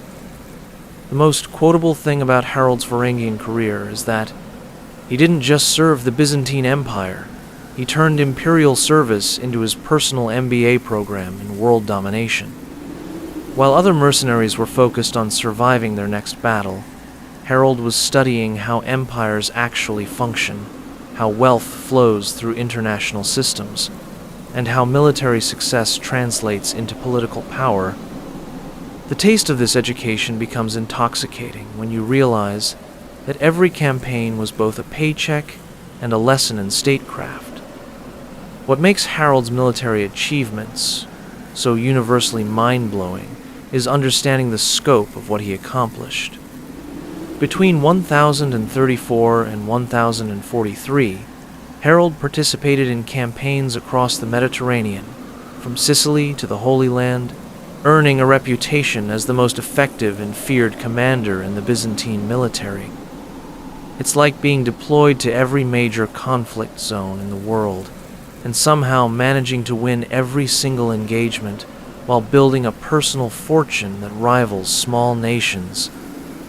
Here's the kicker that makes this story so perfectly relevant to our modern world. Harold essentially pioneered the concept of military entrepreneurship, turning his combat skills into a diversified portfolio of wealth, influence, and international connections. While his contemporaries were thinking in terms of feudal obligations and tribal loyalties, Harold was operating like a medieval venture capitalist who happened to specialize in warfare.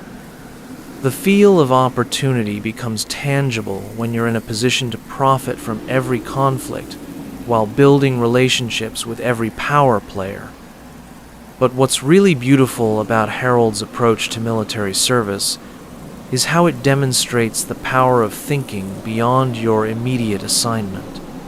Every battle he fought, every territory he conquered, every diplomatic mission he completed was simultaneously serving the Byzantine Empire and advancing his own long-term strategic goals. The sound of victory becomes sweeter when you realize that winning for someone else is also winning for yourself. The psychological complexity of Harold's position cannot be overstated. He's simultaneously a loyal servant of the Byzantine Emperor and a future king of Norway, a foreign mercenary and a trusted imperial advisor, a Viking warrior and a Mediterranean sophisticate. Every decision requires balancing multiple loyalties, multiple identities, and multiple long-term strategies that sometimes conflict with each other. What's absolutely mind-blowing about Harold's military innovations is how he combined Viking tactical flexibility with Byzantine strategic depth. The Varangian Guard under his leadership became famous for their ability to adapt to any combat situation, whether it was siege warfare in Sicily, naval battles in the Mediterranean, or desert campaigns in the Holy Land. It's like having a military unit that can seamlessly transition between being Navy SEALs, Army Rangers, and Marine Force Recon depending on what the mission requires. The most quotable wisdom from Harold's Varangian service is that true power comes not from serving one master perfectly, but from serving multiple masters so well that they all consider you indispensable. While other mercenaries were trapped by their contracts and their reputations, Harold was building a network of relationships that transcended any single employment arrangement. Every successful mission becomes an investment in future opportunities. Here's what makes this story so universally relatable. We've all been in situations where we had to excel in our current job while secretly preparing for our next career move. Harold represents every person who's ever had to be completely professional and loyal while simultaneously building the skills and connections they'll need for their own future success. Every time you've learned something at work that you knew would be valuable in your own business someday, You're channeling a tiny bit of that Varangian Guard energy. But what's really heartwarming about Harold's military career is how it demonstrates the power of excellence as a universal language. Despite being a foreign mercenary in a complex political environment, Harold earned genuine respect and trust from Byzantine commanders and soldiers through sheer competence and reliability. The smell of success becomes recognizable in any culture when you're consistently delivering results that exceed expectations. The most inspiring part of Harold's Varangian service is how it proves that the most valuable skill you can develop is the ability to succeed in any environment. Whether he was fighting desert nomads in Syria, Italian city-states in Sicily, or Bulgarian rebels in the Balkans, Harold found ways to adapt his tactics and achieve victory. It's like being a professional athlete who can excel in any sport, except the sports are different types of warfare and the stakes are life and death. What's really beautiful about this period in Harold's life is how it reveals something profound about the nature of leadership. The Varangian Guard wasn't just following Harold because he was appointed to command them. They were following him because he consistently made decisions that kept them alive, wealthy, and victorious. Every order becomes easier to follow when you trust that your commander understands both the mission and your personal interests. The psychological impact of this level of success on Harold's identity must have been incredible. By the early 1040s, he wasn't just a Norwegian exile anymore. He was one of the most famous and wealthy military commanders in the known world. The sound of his reputation preceding him becomes intoxicating. When you realize that your name is spoken with respect in palaces from Constantinople to Cairo. But here's the kicker that makes this story so perfectly ironic. The man who would later be remembered as the last great Viking king spent his most formative years proving that Vikings could be just as effective when they embraced international cooperation and sophisticated strategy. While his reputation was built on Scandinavian warrior culture, his actual success came from transcending cultural limitations and thinking globally. It's like becoming famous as a local hero after proving you could succeed on the world stage. The most quotable lesson from Harold's Varangian career is that the most dangerous person in any conflict is the one who understands everyone else's motivations better than they understand their own. Harold's success wasn't just due to his fighting skills. It was due to his ability to read political situations, anticipate enemy strategies, and position himself advantageously in complex international relationships. Every battle becomes easier to win when you understand not just the tactics, but the politics behind the tactics. What's really inspiring about this military career is how it demonstrates that excellence is its own form of diplomacy. Harold didn't need to be Byzantine to earn Byzantine respect. He just needed to be so good at his job that cultural differences became irrelevant. The taste of professional pride becomes universal when you're consistently delivering results that make everyone's life better. The most heartbreaking part of Harold's Varangian service is realizing how much potential was unlocked, simply because he was willing to work within foreign systems while maintaining his own identity. Many talented people never reach their full potential because they're unwilling to learn from cultures different from their own. Harold proves that the most powerful approach is synthesis rather than rejection. But here's what makes this story so eternally relevant. Harold's Varangian career represents the ultimate example of how to build wealth and influence while serving others. Every successful entrepreneur, every effective leader, every person who's ever managed to advance their own interests while genuinely helping others succeed is following the same basic pattern Harold established in Byzantine service.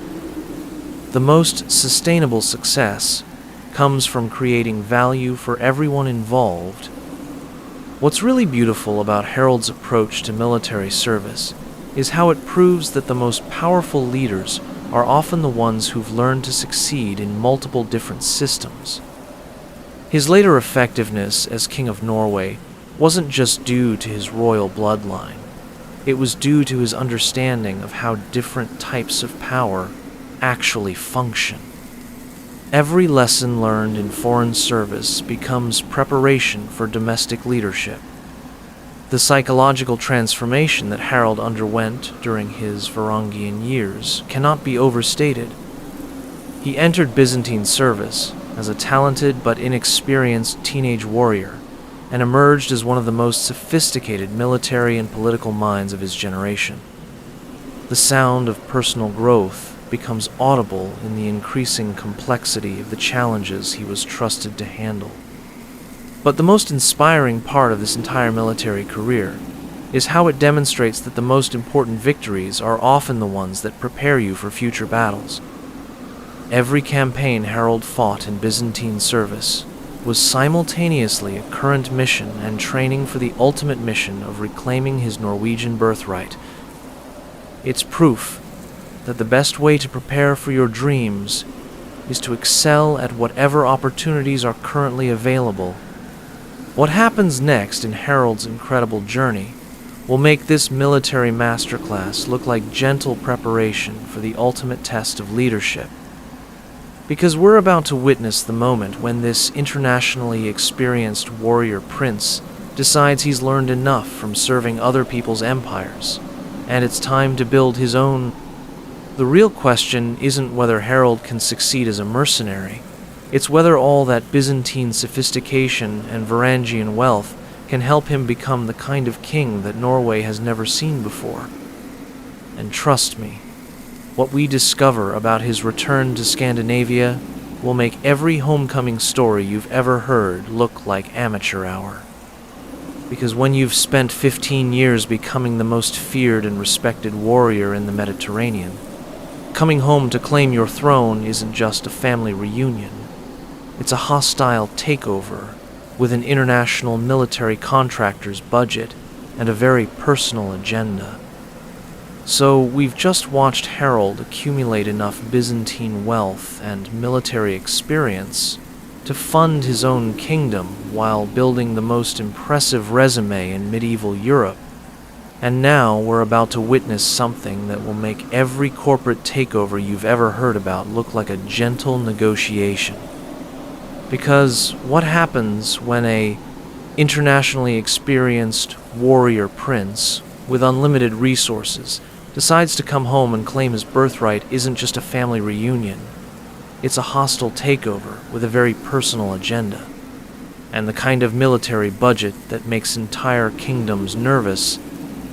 And honestly, if there's one thing that proves the most dangerous person in any conflict is the one who's learned to fight on multiple continents while everyone else was stuck thinking locally, it's watching Harald Hardrada return to Norway with enough gold to buy armies and enough experience to use them more effectively than anyone had ever imagined. Picture this. You're scrolling through business news, reading about some tech billionaire who made their fortune abroad and is now disrupting their home market, when suddenly you realize you're looking at the medieval equivalent of someone who spent 15 years learning from the best and is now ready to show everyone what real innovation looks like. The smell of Norwegian pine forests, mixed with Mediterranean spices, fills the air as Harold's ships approach the homeland he left as a teenage refugee. The sound of oars cutting through familiar waters creates a rhythm that's both homecoming and invasion, because when you return with enough wealth to destabilize entire economies, every arrival becomes a statement of intent. But here's the kicker that makes this story so perfectly dramatic. Harold isn't just coming home to reclaim his inheritance. He's coming home to prove that everything his countrymen thought they knew about warfare, politics, and royal power is about to become obsolete. Now, forget what you think you know about medieval succession being simple affairs, where the rightful heir just shows up and everyone accepts their claim. Because when Harold returned to Norway around 1045, he was facing Magnus the Good, who had been ruling successfully for years and had no intention of sharing power with a half-brother who'd been playing soldier in foreign lands. It's like showing up to a family business that's been running perfectly well without you and announcing that you're now the co-CEO because you have an MBA from Harvard and a really impressive investment portfolio. The most quotable thing about Harold's return to Norway is that he didn't just come home. He imported an entire new model of kingship that made traditional Norwegian rulers look like amateur hour. While Magnus was thinking in terms of Scandinavian politics and regional alliances, Harold was operating with the strategic sophistication of someone who'd learned statecraft in the most complex political environment in the world. The taste of this advantage becomes intoxicating when you realize that every negotiation, every military decision, every political maneuver benefits from 15 years of Byzantine education. What makes Harold's approach to Norwegian politics so universally fascinating is how it demonstrates the power of bringing outside perspective to familiar problems. Instead of challenging Magnus directly for the throne, Harold negotiated a power-sharing arrangement that made them joint kings of Norway, a solution that satisfied neither man but prevented immediate civil war. It's like two alpha personalities agreeing to be co-CEOs of the same company, while secretly planning to eliminate each other at the first opportunity. Here's the kicker that makes this story so perfectly relevant to our modern world. Harold essentially pioneered the concept of international experience as a competitive advantage in domestic politics. While his Norwegian rivals were experts in local customs and traditional methods, Harold brought innovations in military organization, economic strategy, and diplomatic technique that gave him advantages they couldn't match. The feel of this superiority becomes tangible when you're consistently outthinking people who've never left their comfort zone. But what's really beautiful about Harold's approach to Norwegian kingship is how it reveals the incredible value of synthesis over tradition. He didn't just copy Byzantine methods or reject Norwegian customs. He created a hybrid approach that combined the best of both worlds. The sound of innovation echoes through Norwegian halls as Harold introduces administrative techniques, military formations, and economic policies that no Scandinavian ruler had ever imagined. The psychological impact of Harold's return on Norwegian society cannot be overstated. Here's a man who left as a teenage refugee and returned as one of the wealthiest and most experienced military commanders in the known world. Every conversation becomes a masterclass in what's possible when you're willing to learn from foreign cultures, and every policy decision demonstrates the practical benefits of thinking beyond traditional limitations. What's absolutely mind-blowing about Harold's Norwegian kingship is how it transformed the entire concept of Scandinavian royal power. When Magnus died in 1047, leaving Harold as sole king, he immediately began implementing reforms that modernized everything from military organization to economic policy. It's like watching someone upgrade an entire country's operating system while everyone else is still using stone tablets. The most quotable wisdom from Harold's reign is that true leadership isn't about preserving tradition. It's about improving tradition through intelligent innovation. While other Norwegian kings were content to rule the way their fathers had ruled, Harold was constantly experimenting with new approaches that made his kingdom more efficient, more prosperous, and more powerful. Every change becomes an investment in the future when you understand that adaptation is the price of survival. Here's what makes this story so universally relatable. We've all been in situations where we had to use skills learned in one environment to solve problems in a completely different context. Harold represents every person who's ever returned to their hometown with new perspectives and had to figure out how to apply international experience to local challenges. Every time you've brought ideas from one job to another, you're channeling a tiny bit of that Harold Hardrada energy. But what's really heartwarming about Harold's approach to kingship is how it demonstrates the power of using privilege responsibly. His wealth and experience could have been used purely for personal aggrandizement, but Harold channeled them into making Norway a more effective and prosperous kingdom.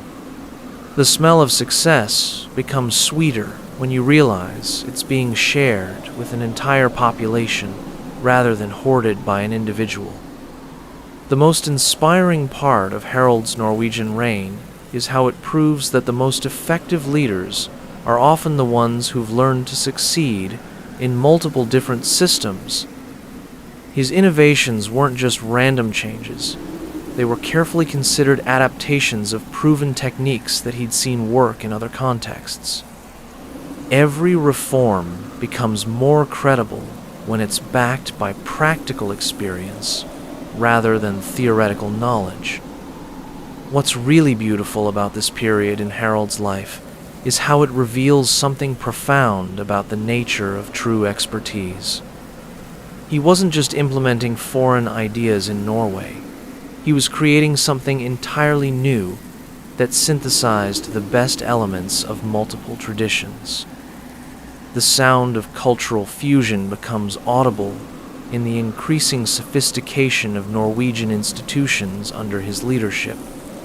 The psychological complexity of Harold's position as king cannot be overstated.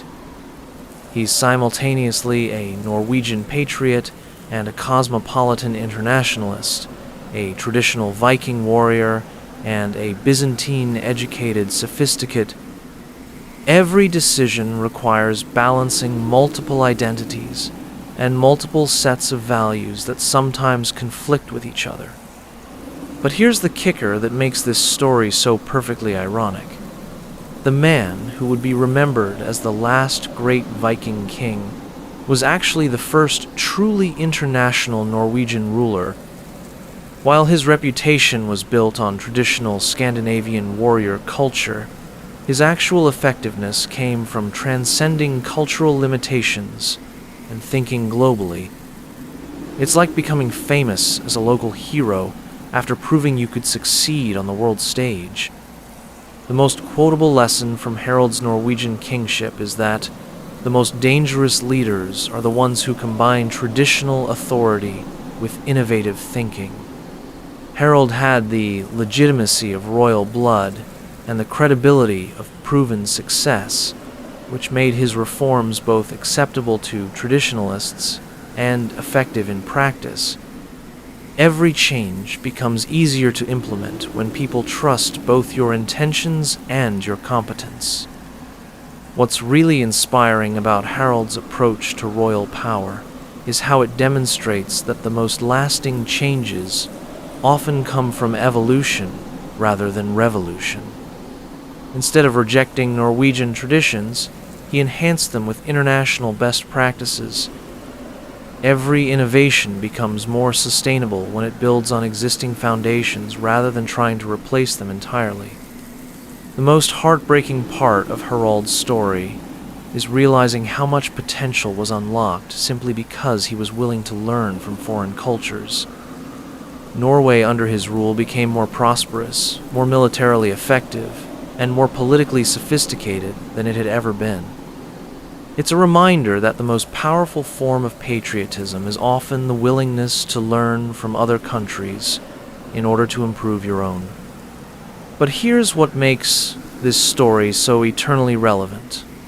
Harold's Norwegian reign represents the ultimate example of how international experience can enhance rather than diminish local effectiveness. Every global citizen, every person who's ever lived abroad and brought new perspectives home, every leader who's ever tried to implement international best practices is following the same basic pattern Harold established. The most effective solutions often come from combining the best elements of multiple traditions. What's really beautiful about Harold's approach to kingship is how it proves that the most powerful leaders are often the ones who've learned to see their own culture from the outside. His time in Byzantine service gave him perspective on Norwegian strengths and weaknesses that no purely domestic ruler could match. Every insight becomes more valuable when it's informed by comparative experience. The psychological transformation that Harold underwent during his reign cannot be overstated. He evolved from a warrior king focused on military conquest to a statesman king focused on institutional development. The sound of personal growth becomes audible in the increasing sophistication of his policies and the growing prosperity of his kingdom. But the most inspiring part of this entire period is how it demonstrates that true leadership is about empowering others, rather than just accumulating personal power. Harold's reforms created opportunities for Norwegian merchants, soldiers, and administrators to succeed at levels that previous generations couldn't have imagined. Every policy becomes more meaningful when it's designed to lift up an entire population rather than just benefit the ruler. The most tragic aspect of Harold's Norwegian success is how it created the very confidence that would eventually lead to his downfall. By the 1060s, Harold had become so successful at modernizing Norway that he began to believe he could apply the same techniques to conquering England. It's like being so good at running one company that you start to think you can take over any industry. But here's what makes this story so perfectly human. Harold's greatest strength, his ability to adapt and innovate, eventually became his greatest weakness when it led him to overestimate what was possible. Every success creates the temptation to attempt even greater challenges, and sometimes the line between confidence and overconfidence is only visible in retrospect. What happens next in Harold's incredible journey will make this Norwegian success story look like gentle preparation for the ultimate test of ambition versus reality. Because we're about to witness the moment when the last great Viking king decides that ruling Norway isn't enough and sets his sights on conquering England, and discover whether all that international experience and accumulated wealth can overcome the simple fact that some battles are unwinnable.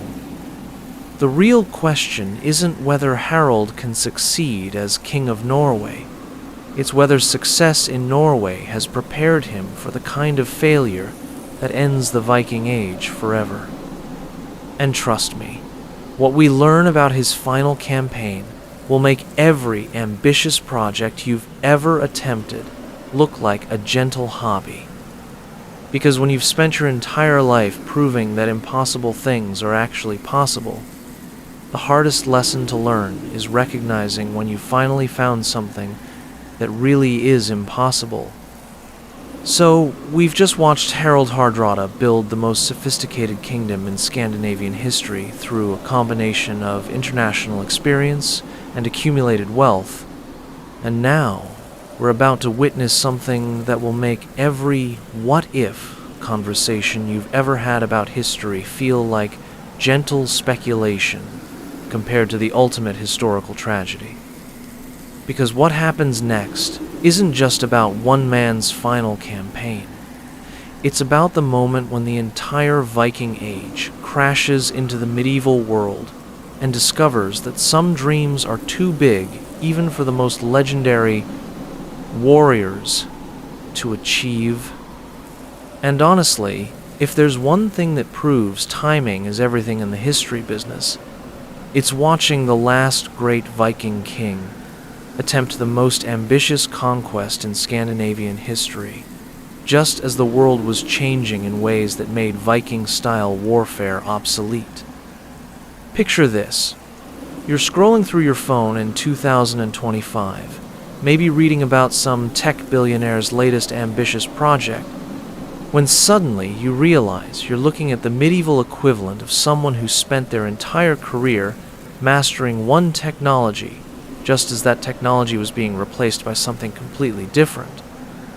The smell of English autumn air fills Harold's nostrils as his massive invasion fleet approaches the Yorkshire coast in September 1066.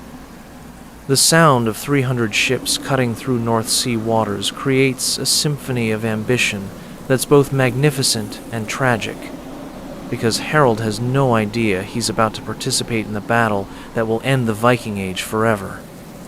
But here's the kicker that makes this story so perfectly heartbreaking. Harold isn't just attempting to conquer England, he's trying to prove that everything he's learned about warfare, politics, and royal power can overcome the simple fact that the world has moved on without him. Now, forget what you think you know about medieval invasions being simple affairs where the biggest army usually wins. Because Harold's invasion of England in 1066 represents the collision between two completely different approaches to warfare, the old Viking model based on personal courage and tactical flexibility, and the new Anglo-Saxon model based on professional armies and defensive strategy, it's like watching someone try to win a modern war using tactics from a previous century, except the stakes are the future of an entire civilization. The most quotable thing about Harold's final campaign is that he was fighting tomorrow's war with yesterday's weapons, and yesterday's mindset with tomorrow's ambitions. While Harold was thinking in terms of the kind of lightning conquest that had made Vikings famous for 3 centuries, the English were thinking in terms of the kind of systematic defense that would define medieval warfare for the next 3 centuries. The taste of this disconnect becomes bitter when you realize that being ahead of your time in some ways can make you fatally behind the times in others. What makes this invasion so universally tragic is understanding how close Harold came to changing the entire course of English history.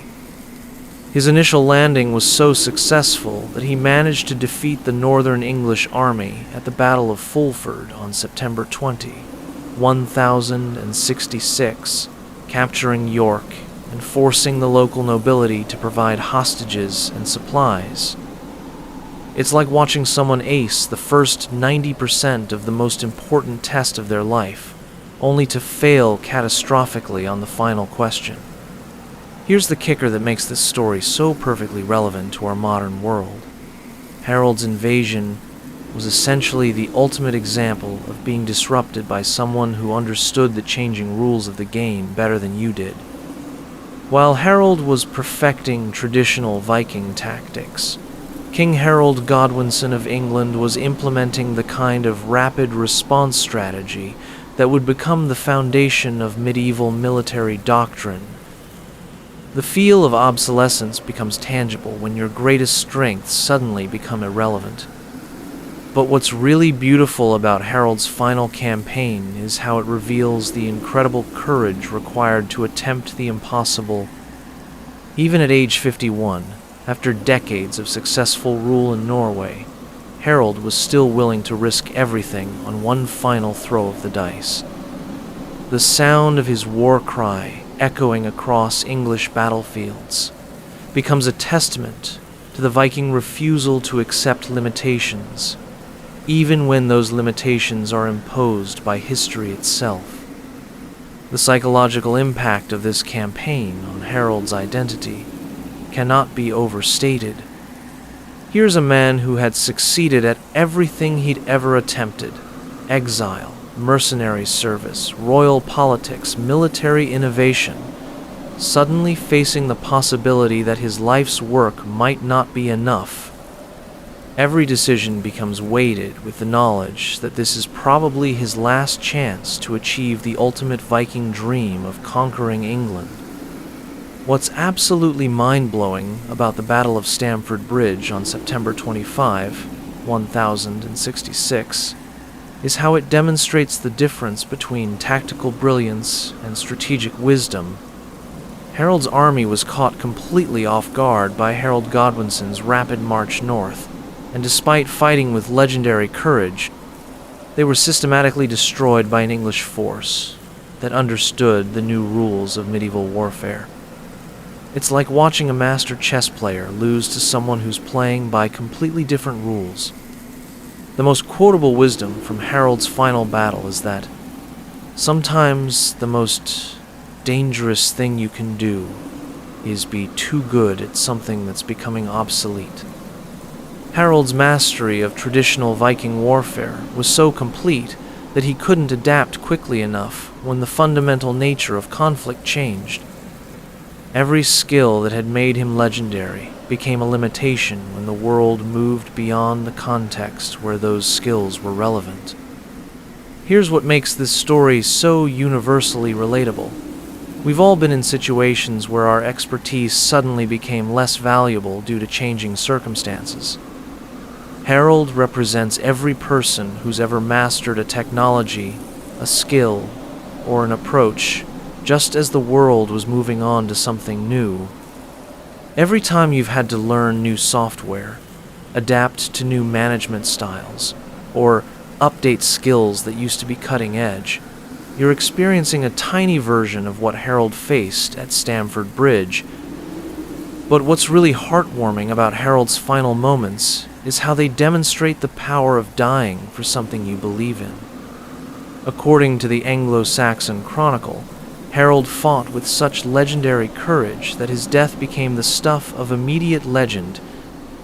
The feel of that courage becomes inspiring even in defeat, because some battles are worth fighting even when you know you can't win. The most inspiring part of Harold's story is how it proves that greatness isn't just about success, it's about the willingness to attempt something worthy of your capabilities. Harold could have lived comfortably as King of Norway for the rest of his life, but he chose to risk everything for the chance to achieve something truly legendary. Every great attempt becomes meaningful regardless of its outcome when it represents the full expression of human potential. What's really beautiful about this moment in history is how it reveals something profound about the nature of historical transition. Harold's death at Stamford Bridge didn't just end one man's life, it ended an entire era of European history.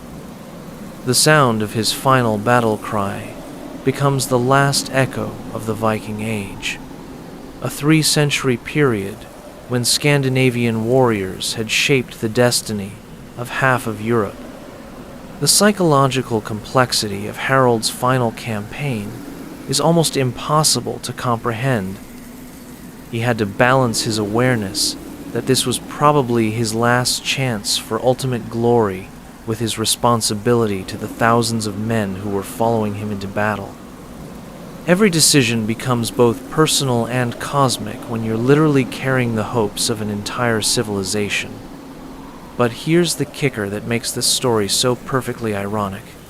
Harold's invasion of England was so close to success that it actually helped determine the outcome of the Norman conquest.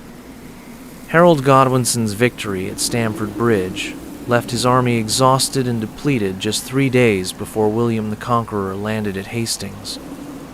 It's like watching someone's failure create the conditions for someone else's success in ways that nobody could have predicted.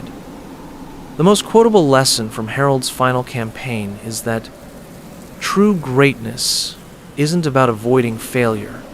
It's about failing at something so magnificent that the attempt itself becomes legendary. Harold's invasion of England failed completely, but it failed so spectacularly that it became one of the most famous military campaigns in European history. Every great attempt transcends its immediate results when it represents the full expression of human ambition. What's really inspiring about this story is how it demonstrates that the most important battles are often the ones that define transitions rather than victories. Harold's death at Stamford Bridge marked the end of the Viking Age and the beginning of the High Medieval period. Sometimes, the most significant thing you can do is be the last representative of something great that's ending. The most heartbreaking part of Harold's story is realizing how much potential was cut short by the simple accident of timing. If he had been born 50 years earlier or 50 years later, his combination of international experience and military innovation might have changed the course of European history. Instead, he became the ultimate example of being the right person at the wrong time. But here's what makes this story so eternally relevant. Harold's final campaign represents the ultimate example of choosing to attempt greatness even when the odds are impossible. Every entrepreneur who starts a business against overwhelming competition, every artist who creates something new in a saturated market, every person who tries to achieve something that seems beyond their reach is following the same basic pattern Harold established. The most important thing isn't whether you succeed, it's whether you're brave enough to try. What's really beautiful about Harold's legacy is how it proves that some achievements transcend their immediate success or failure. His invasion of England failed, but his life story became a template for how to turn setbacks into comebacks, how to learn from foreign cultures, and how to attempt the impossible with style and courage. Every lesson learned from his example becomes more valuable than any territory he might have conquered. The psychological impact of Harold's death on the concept of Viking identity cannot be overstated. When the last great Viking king died attempting the ultimate Viking conquest, it marked the end of an era when individual courage and tactical brilliance could overcome any obstacle.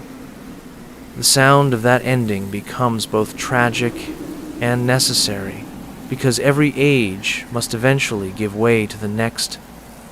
But the most inspiring part of this entire story is how it demonstrates that the most meaningful lives are often the ones that bridge different eras. Harold lived through the transition from the Viking Age to the medieval period, and his life story captures both the glory of what was ending and the promise of what was beginning. Every transitional figure becomes more valuable because they help us understand how change actually happens. As we reach the end of our incredible journey through history's most fascinating figures and impossible achievements, I want you to think about what we've discovered together. We've watched Egyptian pharaohs slowly lose their minds under divine expectations, witnessed Vikings turn death into the ultimate luxury experience, and followed Harold Hardrada from teenage refugee to the last great king of the Viking Age. The taste of these incredible stories becomes part of who we are, reminding us that human potential is far more limitless than we usually dare to imagine. Each of these legends proves that the most important battles are often fought not against our enemies, but against our own assumptions about what's possible. The sound of their courage echoes across centuries, whispering to us that ordinary people can achieve extraordinary things when they refuse to accept limitations. But here's what makes these stories so universally powerful. They're not really about ancient pharaohs, medieval Vikings, or legendary kings. They're about the eternal human capacity to create meaning from suffering, beauty from death, and legend from failure. The feel of that possibility becomes as real as the sheets against your skin as you realize that you carry the same DNA, the same potential, the same capacity for greatness that drove these historical legends. Tonight, as you drift off to sleep, Remember that you are the descendant of people who refused to accept that impossible meant impossible. You carry in your genes the same resilience that helped pharaohs maintain cosmic order despite crushing psychological pressure, the same creativity that inspired Vikings to turn burial ships into works of art, and the same courage that drove Harold Hardrada to attempt the ultimate conquest, even when the world had moved beyond Viking dreams. The smell of possibility fills the air around you as you realize that every challenge you face, every obstacle that seems insurmountable, every moment when the world feels too complex or too broken, is actually an opportunity to join this incredible legacy of human achievement. You don't need to rule empires or command fleets.